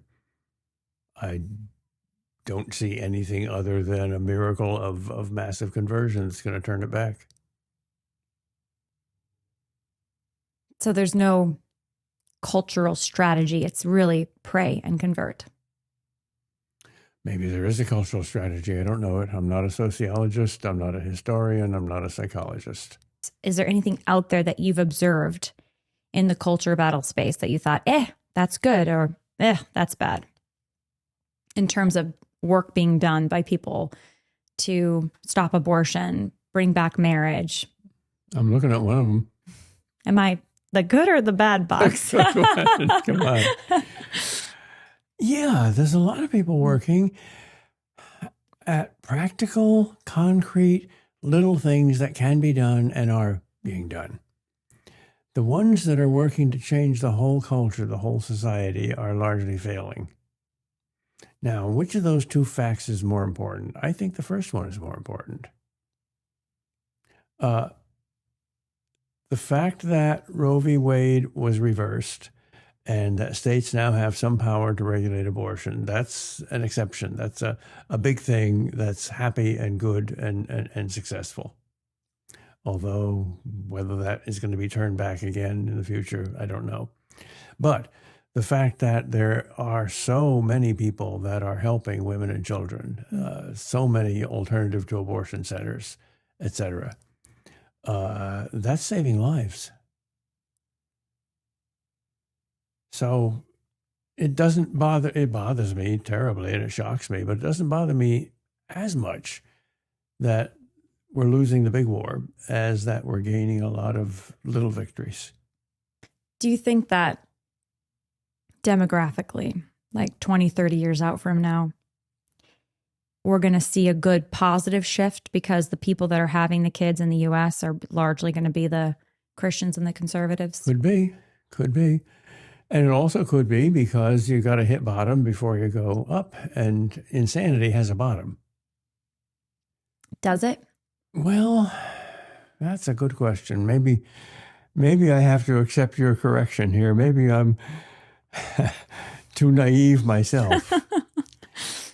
But so far, the Canadian Supreme Court has rejected the petitions that I have heard of a woman who wants to marry her pillow, a man who wants to marry his automobile, and a person who wants to marry themselves.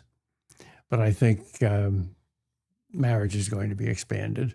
I think that group marriage will eventually be legalized. It's here in California. You can have a triple, throuple, I should say, and you can get custody of a child. You can create a child via reproductive technology and have all three names. This happened in San Diego. Yeah. 3 dudes, no mother. Yeah. The baby had a mother, of course, a genetic mother, and had to have carrying a gestational mother. The baby has a mother, mothers even, but they were able to put all 3 men's names on this hapless child, this sweet child. God, may we pray for this child and these men, their conversion. If I were God, Now, no words could possibly redeem that beginning of a sentence, but if I were God, one of the things I would do about this is there is the San Andreas Fault. Oh, gosh. And maybe California could be just dumped out into the Pacific Ocean, and maybe the rest of the society would be sufficiently sane to survive. But what about is there not just one just man? We have there's so many good people here in California. Oh, yeah. And here's the thing, back to the no judge the person, but judge the action. I don't know. I maybe I'm naive to say this, but there's a lot of people who believe these vicious ideologies. I call them vicious because they lead to death and they lead to destruction. Yeah. But you meet them, you talk to them in person, and many of them, not all, but many of them, you get a sense that there's so much, even innocence there, meaning they don't know what they do. Yeah. And there could be more malice in the heart of a Bible thumping Christian. That's true. Potentially, That's than true. in one of these guys. That's true. But that is a question of education, and our educational institutions are in the forefront of the decay. Right. So back to the project of, you said pray. I see it. Okay, pray. Build strong families. Build institutions that do education or renew education, institutions of education. And, there's the project of take back politics, the project of be a successful business person, take back parts of business. All of these are important projects. Of course. Ora et labora, pray and work. Pray and work. Those are works. Yes. And our fundamental prayer has to be, God, do it your way. You know how to solve this problem. I don't. I will offer everything that I have, my life, my sufferings, my joys, to you. Use them. If there's someone listening right now who is really feeling inspired to do something more, to get involved in the fight, the culture fight, the fight for souls, is there anything else you would tell them that they should do or consider? First, look into your heart and be sure your motives are in alignment with God. Secondly, what particular area do you feel the most, not anger about, but love and concern about? Because if love doesn't motivate it, it's not going anywhere. And then talk to a lot of different people about what you can do in that area. There's no one resource that I know of. Maybe there is that I don't know of, but be patient and explore the grapevine and just ask for God's leading. Thy will be done is the one prayer that's guaranteed to be answered. You said the shared root of the sexual revolution is a lack of God, a rejection of God. What role has the acceptance of contraception played in the sexual revolution? Made it possible. Without contraception, sex is intrinsically connected with marriage and families and babies. I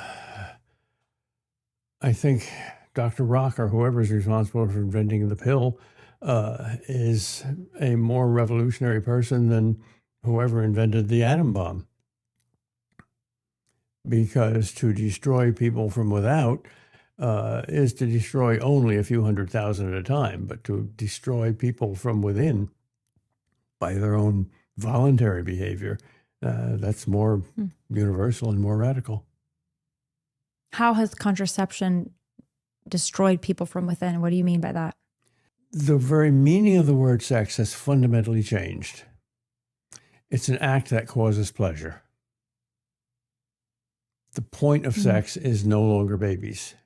In fact, babies are the enemy of sex for contraception, which is like saying health is the enemy of eating.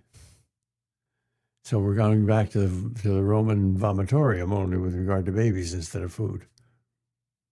There's a bunch of people today who say, well, sex should be about pleasure. It's good for marriages to have that. You're wrong in connecting sex with babies. You should have had a baby pushing machine. You should have given us test tubes. You should have given us something other than ourselves and our bodies to make babies. Or maybe no babies at all. You should have made us like angels. Just stay alive in this world. And there wouldn't be any room for babies, but you wouldn't want to have them. Well, that may happen because here in Silicon Valley, a lot of these transhumanists are convinced that we can create artificial immortality by genetic engineering. I don't know if that's possible. I've read some things about it, and a lot of people think it is theoretically possible because the genetic code that says in us, thou shalt get old and die, is alterable. Simple organisms, especially single-celled organisms like amoebas, don't have that. And if we could somehow change that particular programming from thou shalt die to thou shalt not die, theoretically, we would create human beings who would simply stay alive forever. And if that happened, I think Christ would come again. That would be the end of the world. Really? Because that would be hell on earth. Imagine what life in this world would be if we never died. How can you imagine that? Well, look at Howard Hughes, who lived into his 90s and was miserable and more miserable. Because who was he? He was a Californian one. He invented the Gray Goose, that big wooden airplane. He was an early billionaire, and he had great power and control of everything in his life. And as he approached death, he used every possible means of delaying it. And there's a book about his later days, which is a fascinating story, terribly depressing story. More spectacular example, take Hitler's idea of the 1,000-year Reich. Suppose he was right. Suppose Nazi Germany lasted another 1,000 years. Well, it was bad enough for 15. Imagine what it would get to after another almost 1,000 years. The Roman Empire, look how decadent it got. It decayed. It died. Suppose it didn't die. How far can decadence go without killing itself? We don't know. Maybe a long way. So this gene, theoretically, if this gene therapy was achieved, you could take out the aging, yep, but you could still kill people. Oh, yeah. So people would just live until they were killed, theoretically. Yes. Life gets boring. Without death. Happiness gets boring without death. Yep. Really? Because, I mean, Adam and Eve didn't have death until they sinned. They didn't have death, but they had God. Right. Life without God and without death. Wow. That's hell on earth. That's hell on earth. I think so. Yeah, it is. Yeah. Because you're kind of eternally alive, dead in hell. But yeah. Wow. So you think that's when Jesus would return, if we were to be able to pull that one off scientifically? I hope. I don't hope we pull it off. I hope he returns. Do you think he's going to return soon, Jesus? I hope so. He said so. He used the word soon. Now, who uses the word soon in a non-literal way? A little kid. Grandma was here last week, and I had so much fun with her. Is she coming again? Yes, she's coming. How soon is she coming? Oh, well, she's coming in another week. Oh, that's not soon enough. Mm-hmm. She's coming in another year. Oh, that's soon, isn't it? In other words, little kids don't measure soon by calendars. They measure soon by desire. And I think most of us don't want him to come. I don't think we want him to interfere with what we're doing. We think we can do it ourselves. So you think the people that, you know, those passionate Christians are like, Jesus is coming soon, it's a sign of their love and their zeal? It can be. It can be also a sign of their arrogant demand to predict the future. But I don't think that kind of false prophet is that popular anymore. It used to be. There's a little bit of an uptick in it. There's some more Christian influencer leaders, folks who are predicting more. It's soon. Well, the last word in the Bible almost is Maranatha. Come, Lord Jesus. Come, Lord Jesus. And if we don't want him to come, there's something wrong with us. Because when he comes, he's going to establish the full kingdom. He's going to give us something that we cannot now conceive or desire. Think of that. Eye has not seen, ear has not heard, nor has it entered into the heart of man the things God has prepared for those who love him. You recently lost your beloved wife of 63 years. Yeah.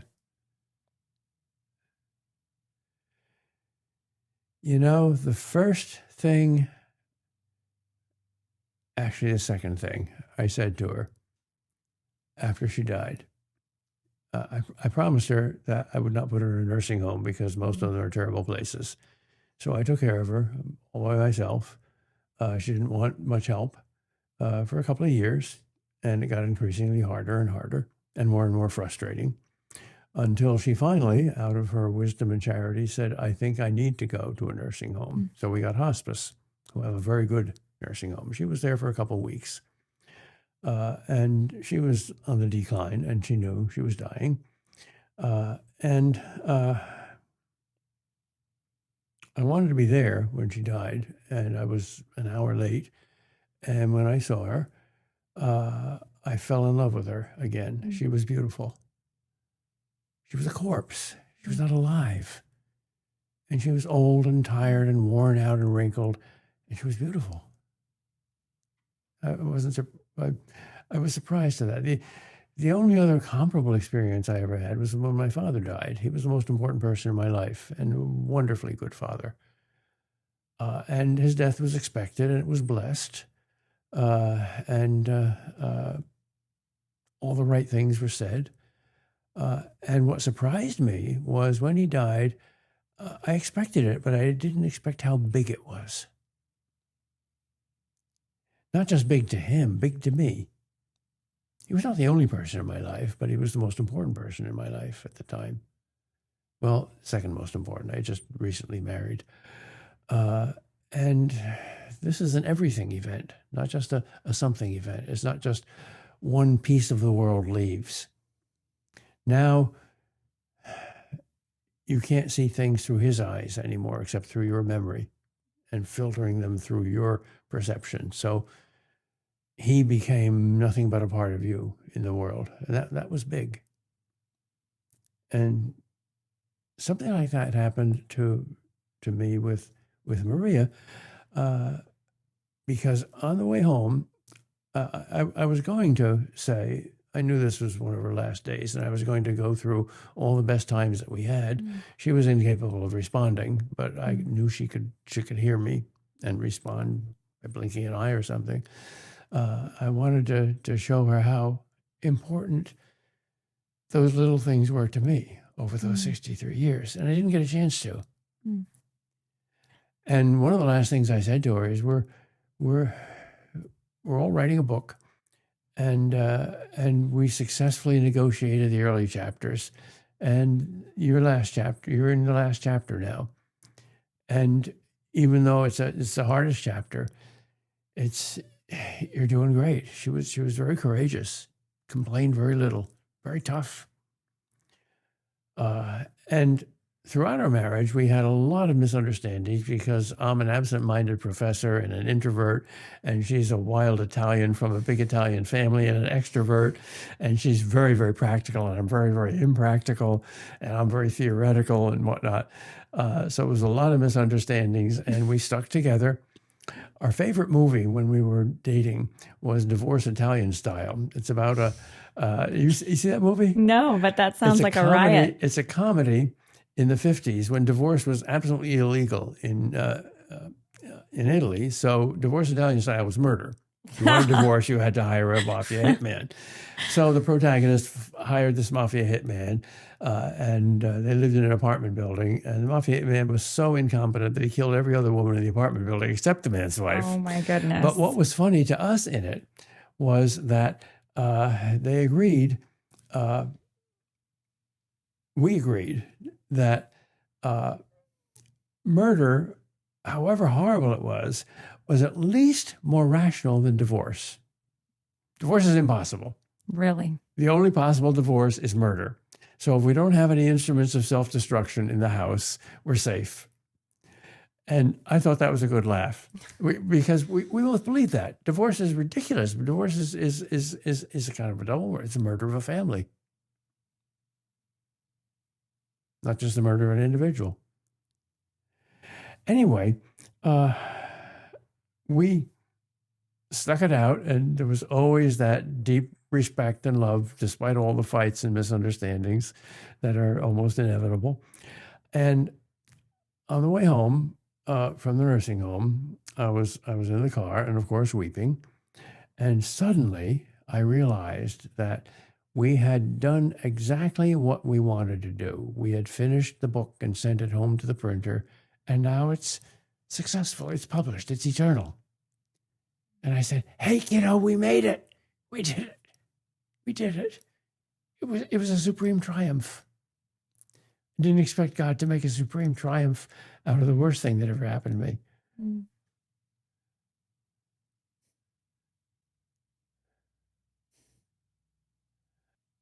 I'm so sorry for your loss.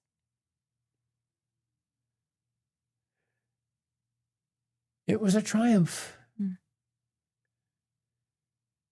Why are our best plays and novels tragedies instead of comedies? Mm. Why is the door to heaven death? God could have taken us up body and soul to heaven as he did with the Blessed Virgin Mary. Was that because he gave us something worse? No. He gave us something that was appropriate to us, not out of punishment, but out of mercy.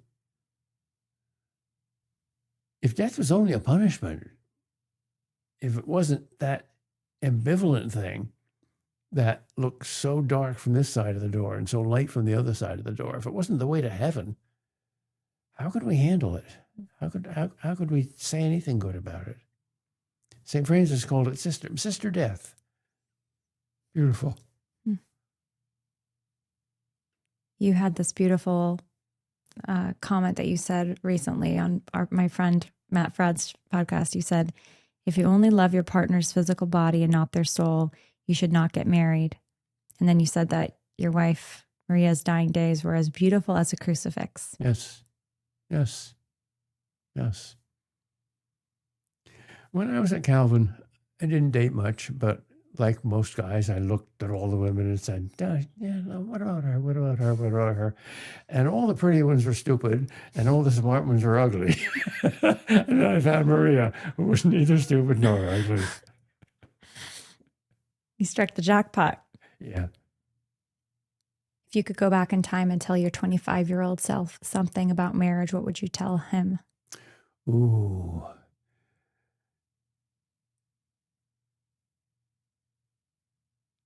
I would tell him a joke. I would tell him, if you want to give God a good laugh, tell him your plans for marriage. It's going to be different than you expect in many ways.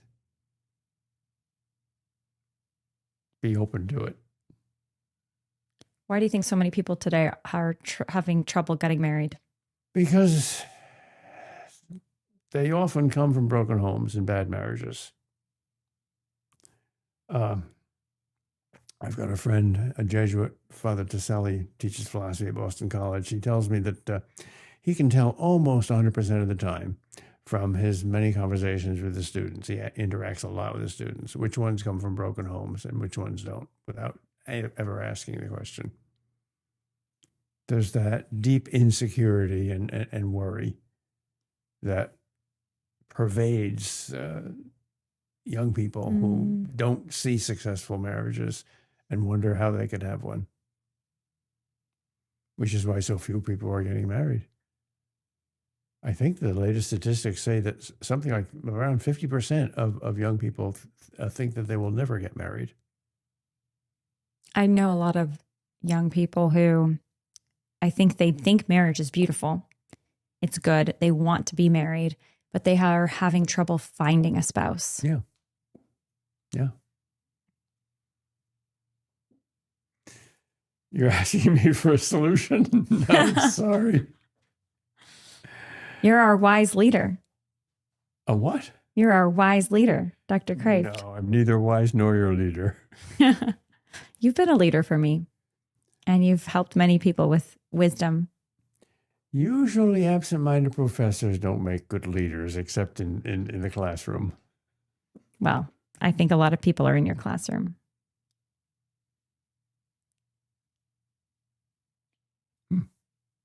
What would you tell single people today who maybe are having trouble finding a spouse?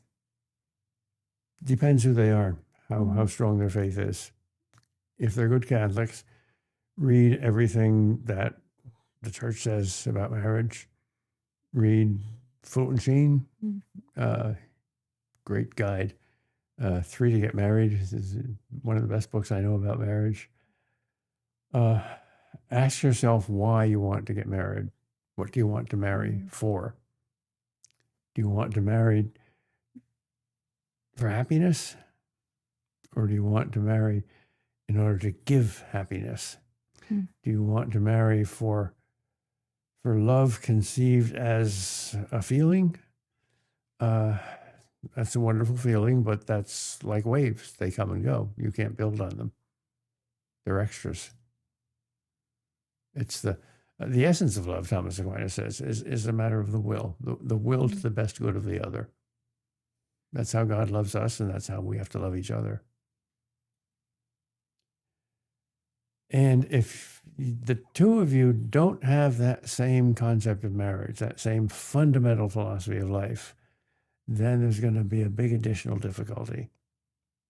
And that's not necessarily to say that Catholics and Protestants can't marry, or even that Christians and Jews can't marry. But it's not just a question of ideology or theology or belief systems. It's a question of fundamental intentions of the heart. What has the vocation of marriage taught you in your life, Dr. Kreeft? Oh, boy, that's a big question. Maybe I should write a book about that. I'd read it. Oh, wow. Well, that's a fair question. I've got to give you a fair answer. 1, love is surprising. Love is not what you expect.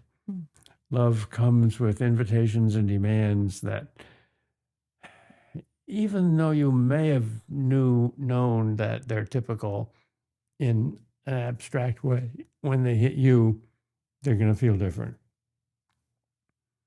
Don't think you've got a solution to everything, but think that God has got a solution to everything. Stick it out with him. Don't push it. Don't force it, either with God or with your spouse.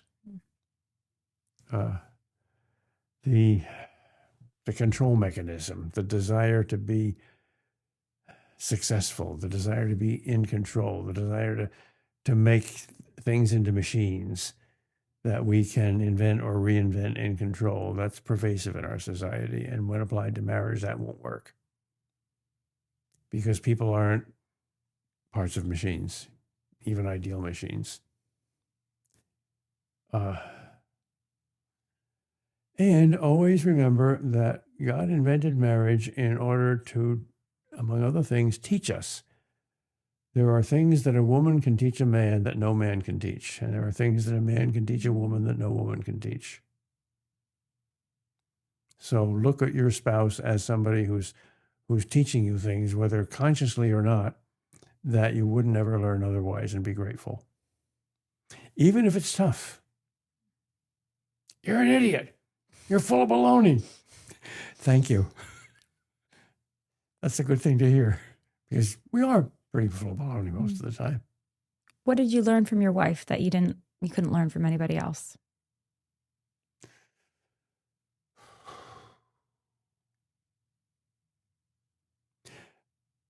That Freud is right about the subconscious being stronger than the conscious.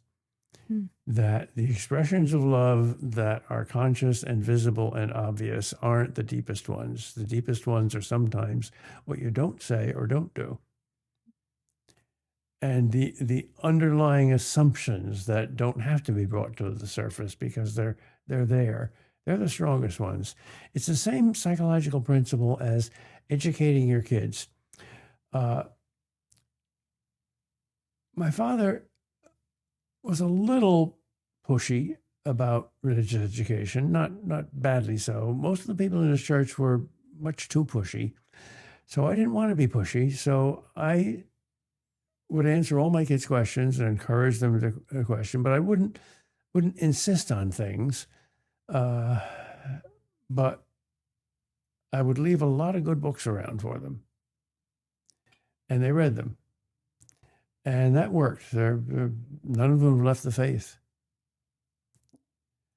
So an indirect teaching, a kind of that's the way it is. We're assuming that you're going to go to church. We're assuming that you're going to believe. You're assuming. That usually works for young kids. When they become teenagers, there's additional problems. They have to sow their oats and feel their way. Just honest, totally honest communication all the way helps. And you can't solve most problems overnight. Actually, I saw my wife solve some of our teenage kids' problems overnight. She was a wonderful practical psychologist with the kids. Masculinity. A lot of people today are struggling with what that even means. And there's this attack on men, or you should say masculinity, I think, in the culture. A lot of people feel that. What is masculinity? St. Joseph. The saints, the masculine saints. None of them were toxic. And none of them were weaklings. Both a man and a woman have to combine strength and gentleness in different ways. The feminine way of combining them is different from the masculine way of combining them. But men must be strong and they must be gentle, not one or the other. And women also must be both strong and gentle. I read somewhere that one of the commonest interracial marriages is between a white man and an Oriental woman, and another is between a black man and a white woman, because white women see black men as stronger, and white men see Oriental women as more passive. And because of those stereotypes, those marriages have additional difficulties, more than most interracial marriages, because those are two wrong stereotypes. You can't have real strength without gentleness, too. You can't have real gentleness without strength, too, whether you're a man or a woman, and no matter what race you have. Fascinating.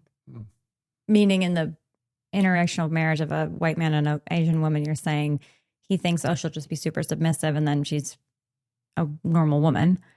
And not maybe super submissive. And then in the case of the black man and the white woman, she thinks, oh, he's just going to be the super strong protector provider. And he's like, hey, I've got my needs too. And my foibles, I'm not going to be able to, be that perfect strong man for you all the time. Yep. Interesting. But in many athletic behaviors, black men are superior to white. And in many forms of politeness, Asians are more sophisticated than whites. So there's something behind the stereotypes. There always is, right? Yeah. Or often, I should say, there often is. What have you learned about masculinity through marriage? I don't know. It wasn't a book. It wasn't a set of principles. I don't know. I learned it by experience more than anything else. But I knew that I was responsible for my whole family.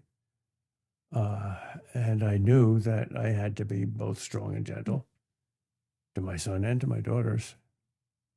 What do you think is the biggest thing we get wrong about masculinity in today's culture?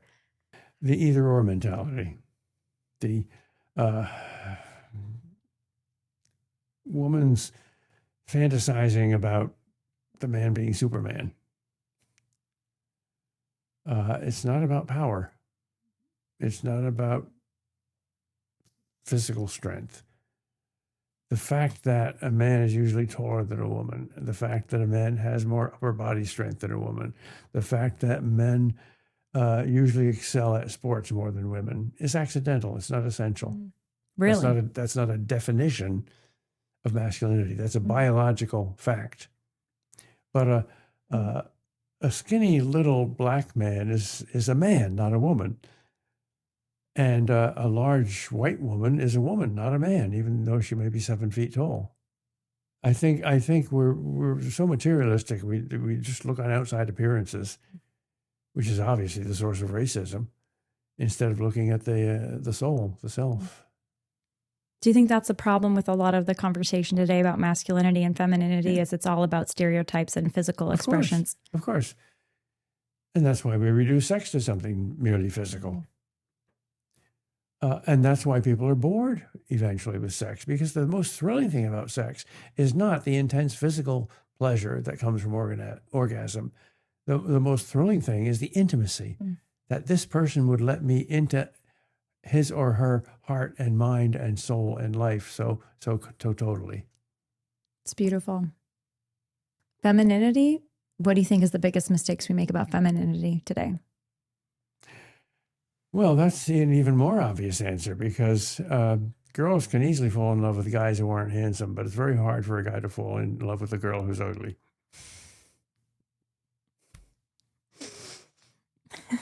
We're shallow. We guys tend to be more materialistic than women, I think. That may be false. It may be a wrong stereotype, but what's a girl to do? We're a sucker for a pretty face. What's a girl to do? Read C.S. Lewis's masterpiece, Till We Have Faces, which is a story about an ugly woman. And it's beautifully told. It's a classic.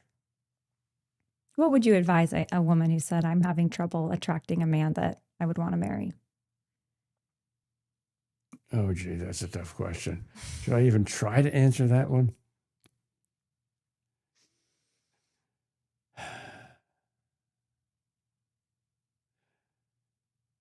No, I'm tempted to give an answer that I probably shouldn't give.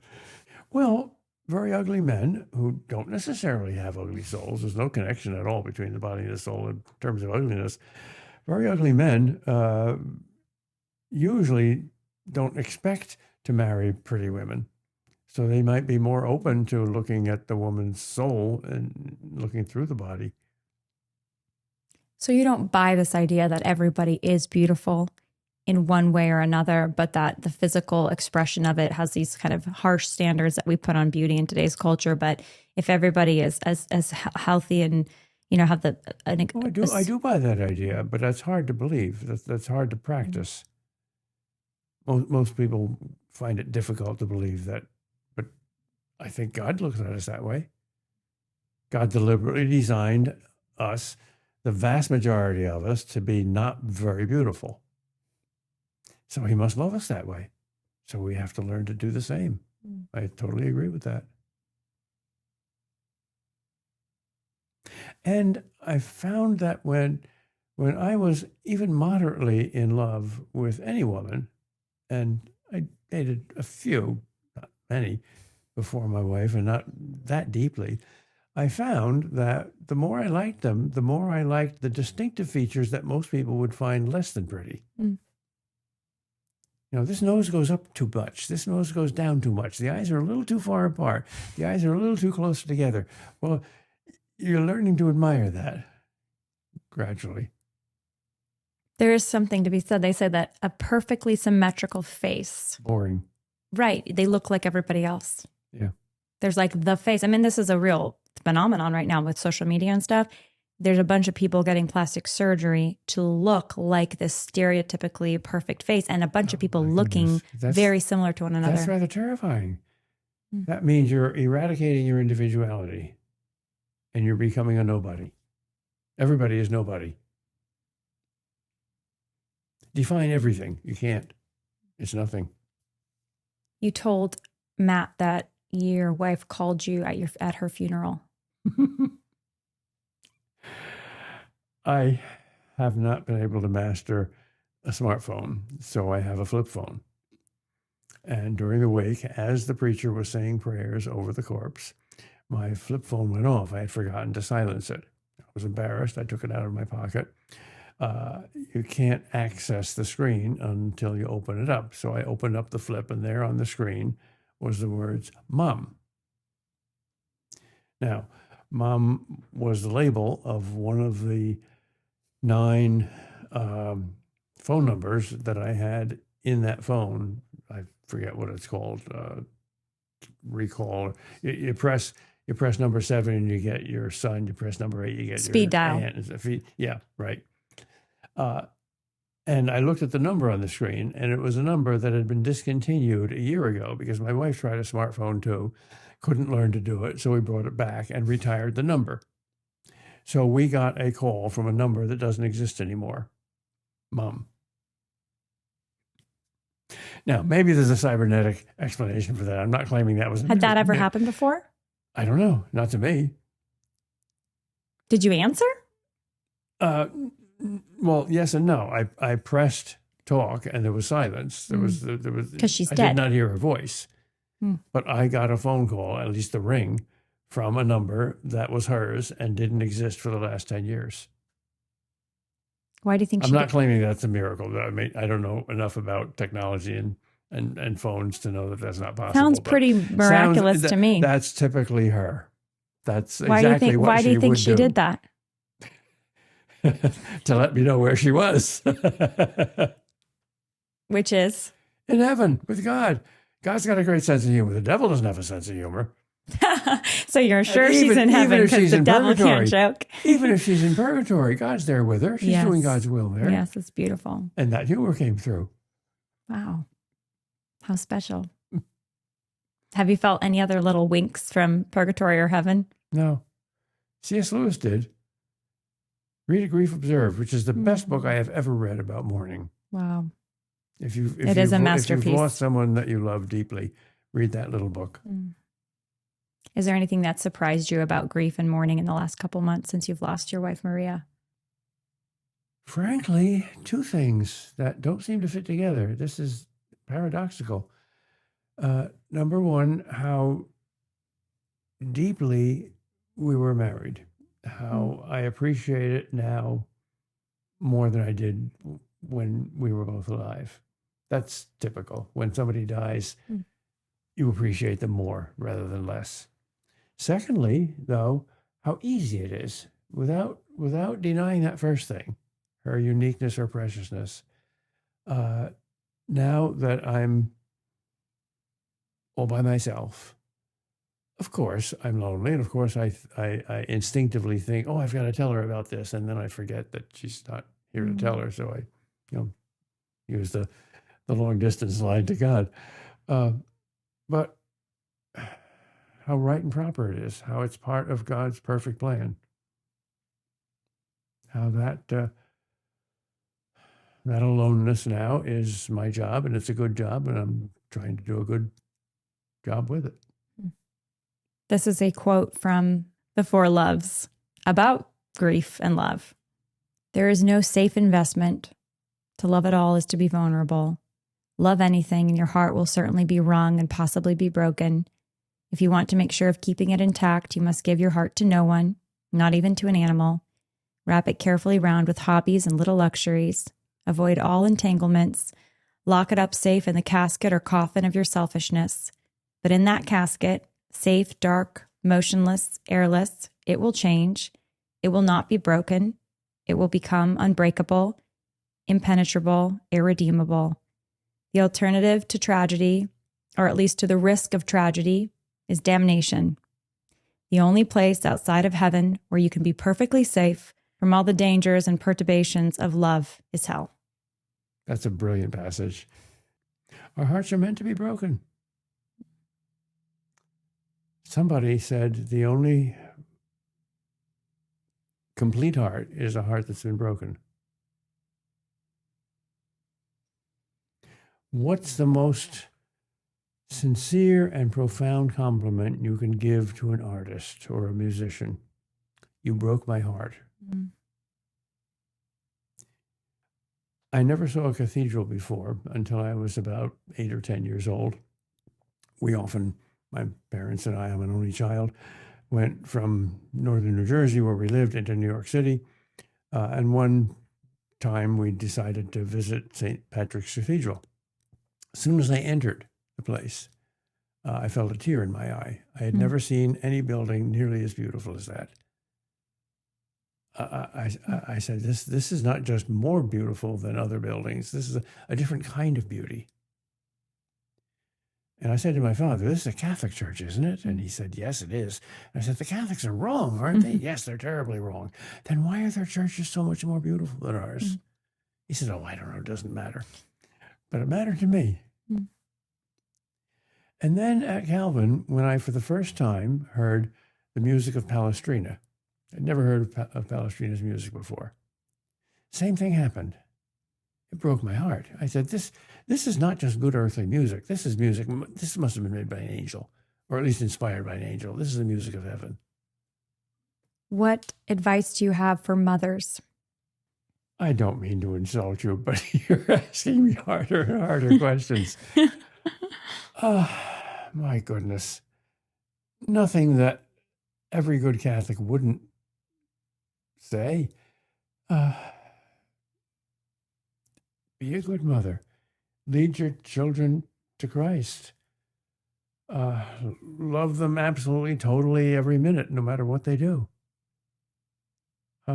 Nobody can replace you. No system, no government, no social services, no help, no psychology. Nobody can be a mother except you. It's the most important job in the world. Whether you're a stay-at-home mother or working outside the home, you're a mother. I like to think that when at Jesus' trial, Peter really goofed and said 3 times, I don't know this man. Denied Jesus 3 times. After the 3rd time, Jesus simply looked at Peter, and Peter wept bitterly. How could he stand that look? Where did he go? I think he went to Mary. He said, Mommy, I've got a big boo-boo inside. He gave us Mary as our mother, for all of us. The other disciples all ran away except John. He was the only one there with Mary at the cross. And he said, John, behold your mother. And if we're John's disciples, he's saying that to us too. So she's our mother. Go to her. And dads, I know you're done with these practical application questions, but I know it means a lot to myself and people listening. What about advice for dads? Love your mother. Next to God, love her more than anything and everything else in the world. And realize that you and she are in exactly the same job of loving your kids, loving your kids into maturity. So love her to love them. Yep. If kids see their parents loving each other in any way, overtly or subvertly, or in action, or in smiles, or in kisses, or in working together, that's a terribly important lesson. You can't argue with data, with facts, which is why many people turn from pro-choice to pro-life simply by looking at the facts, by looking at unborn children and ultrasound images and how human they are. You can't argue with facts. I want to ask you a few more questions about your work, because I do think, I know you're very humble, and you say, Oh, I'm proud of my humility. Yeah. You say, C.S. Lewis is the bomb. I'm not, blah, blah. But, you've got a lot of fans. I'm one of them. I heard that your publisher got you a contract to write about Tolkien when Tolkien was still alive. Oh, yeah, that's an interesting story. One of my best friends at Calvin, Roger Verhulst, was a year ahead of me, and he graduated and went to work for William B. Erdman's, a Protestant publishing company. And while I was at Yale and didn't yet have a degree, he asked me to write a book for Erdman's. He said, we're publishing a series called Contemporary Writers in Christian Perspective. Would you want to write a 50-page introduction to some important 20th century writer? And I said, oh, I'd love to do one on Tolkien. I just had fallen in love with The Lord of the Rings. I've read that book at least 12 times. And he said, okay. And the contract didn't come in the mail for a while. And I got a phone call from him. And he said, Peter, this is very embarrassing. Could you change your choice of somebody to write about? I said, why? He said, well, W.H. Auden, who's probably one of the greatest poets in the world, if not the greatest, got wind of the fact that we were writing a book on Tolkien. And we want him to write the book instead of you because you're not quite as famous as he is yet.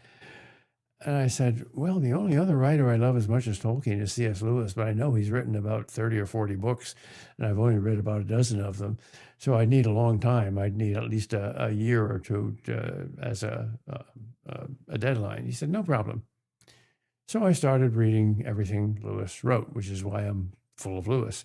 Meanwhile, Auden got wind of the fact that Erdmans were going to write a book on Tolkien, told Tolkien about it. Tolkien exploded, got very mad, and wrote to the publisher and said, how dare you? Why can't you wait until my bones are in my grave before you kick them around? And Auden was very embarrassed, and the publisher was embarrassed, and my friend who arranged it was embarrassed, and I was freed from that and introduced to C.S. Lewis by that bad misunderstanding. So it didn't get written? Never got written. So it was your idea to do Tolkien? The publisher. That was publisher. many years later, yeah. Well, but the publisher wasn't saying, let's do Tolkien. You picked Tolkien. I picked Tolkien. They handed him to the poet. Handed it to Erdmans. The poet got wind of it. Oh, the poet got wind of it. Told Tolkien. He got mad, and they discontinued it. How funny. So you made Tolkien, you made J.R.R. Tolkien mad. Yeah. No, I backed out. Well, I would have. If I had insisted on writing the book, I would have. Did you ever meet him? No. Do you wish you had? Yeah. How old was he when you were 25? Pretty old. I had one of his students as an English professor. Wow. He told us stories about Tolkien, how exotic and weird and absent-minded he was. He was a very poor lecturer. Unless you were in one of the front rows, you couldn't hear him because he mumbled. And if you asked him a question, he would go off on fascinating tangents. So he very seldom finished a lecture. And he said, this is a beautiful story. He taught philology, which is a science of language. And it was a required course for all students who majored in the humanities. And they didn't want to take the course because it involved learning the origins of the English language. And it was largely Old English and Middle English. And Tolkien came into the first day of the course. And a course there is just a series of lectures. It's not a classroom, public lectures. Anybody can come. And he was already pretty famous, so there were maybe hundreds of people in the room. And he brought up to the platform from which he was to speak a wagon loaded with manuscripts in Old English and Middle English. And he said to them, philology means the love of words or the love of language. Most of you are here because you are forced to take this course and you do not yet love words or love language. My intention in this course is to make you fall in love with the English language. And here is what you are going to read. And it was an impressive pile of manuscripts. And everybody said, oh, brother. The last day of the course, he brought the same wagon with the same manuscripts up to the podium. And instead of delivering a lecture, he dumped all the manuscripts off of the wagon down onto the floor and said, I have succeeded. It's in you now. He pointed to his heart and he left the room. That was his last lecture. Dramatic. Dramatic. What's your favorite of all your books that you've written? I think the best written one is the one on Pascal, because I let Pascal do the thinking and the writing, and he's absolutely brilliant. I think the most important one, if I could make everybody in the world read it, would be Jesus Shock. And why? Why is that most important to you? Jesus Shock? Because Jesus shocked everybody who ever met him. So if you're not shocked by him, you haven't really met him. So it's an invitation to really meet him. How many more books are in you? I have no idea. I write about 2 a year. I'm writing one now on Plato for Word on Fire. They're doing a sort of a mini great book series. Did you know as a child you would be an author? Yeah, I wanted to be. I wrote some very bad poetry in high school. Really? Yeah. I'd love to read it. No, you wouldn't. It's embarrassing. Well, you say that. I've written some poems. Some of them are in my novel, which is being republished by Word on Fire. It's called An Ocean Full of Angels. That took 20 years to finish. It usually takes about 6 months for me to finish a book. Yeah, your novels are harder for you then. I only wrote your one commentary. novel. Wow. I don't have time to write another one. I don't have another 20 years. But I snuck some of my poems into that novel. Why has that one novel been harder to write than the 99 other books? Because the key, I think, to a good novel is the characters. You've got to get into them. And you can't force them around. You have to meet them and let them tell you who they are. That's part of inspiration, whether there's a God at the other end or not. And at first I thought he was going to be a Hispanic Catholic who was going to interact with uppity white Americans in various ways, and it was going to deal with this and that and the other thing. And as I started to write it, I said, nope, this is too pushy. It sounds too much like a classroom, like a philosophy professor. So I read a lot of extra stuff and visited some of the places that were the locales of the plot, and thought both consciously and unconsciously about my character. And he morphed into a Muslim because I'm making Catholic points, but I didn't want to put them in the Catholic mouth because that would sound too obvious. So I put them in a Muslim mouth. He's a kind of a maverick Muslim, a kind of a mystical Muslim, although he's got rather spectacular faults, some of which are mine too. He's a conglomerate of some of the best Muslims I've met. So once the character gelled, the plot began to gel. It's not a perfect plot by any means. I'm not that great a plotter, but I think I got at least fascinating characters interacting, and that took a long time because they grow like plants. So you have to wait until you meet them. Wait until they grow up and teach you. I love that description of novel writing.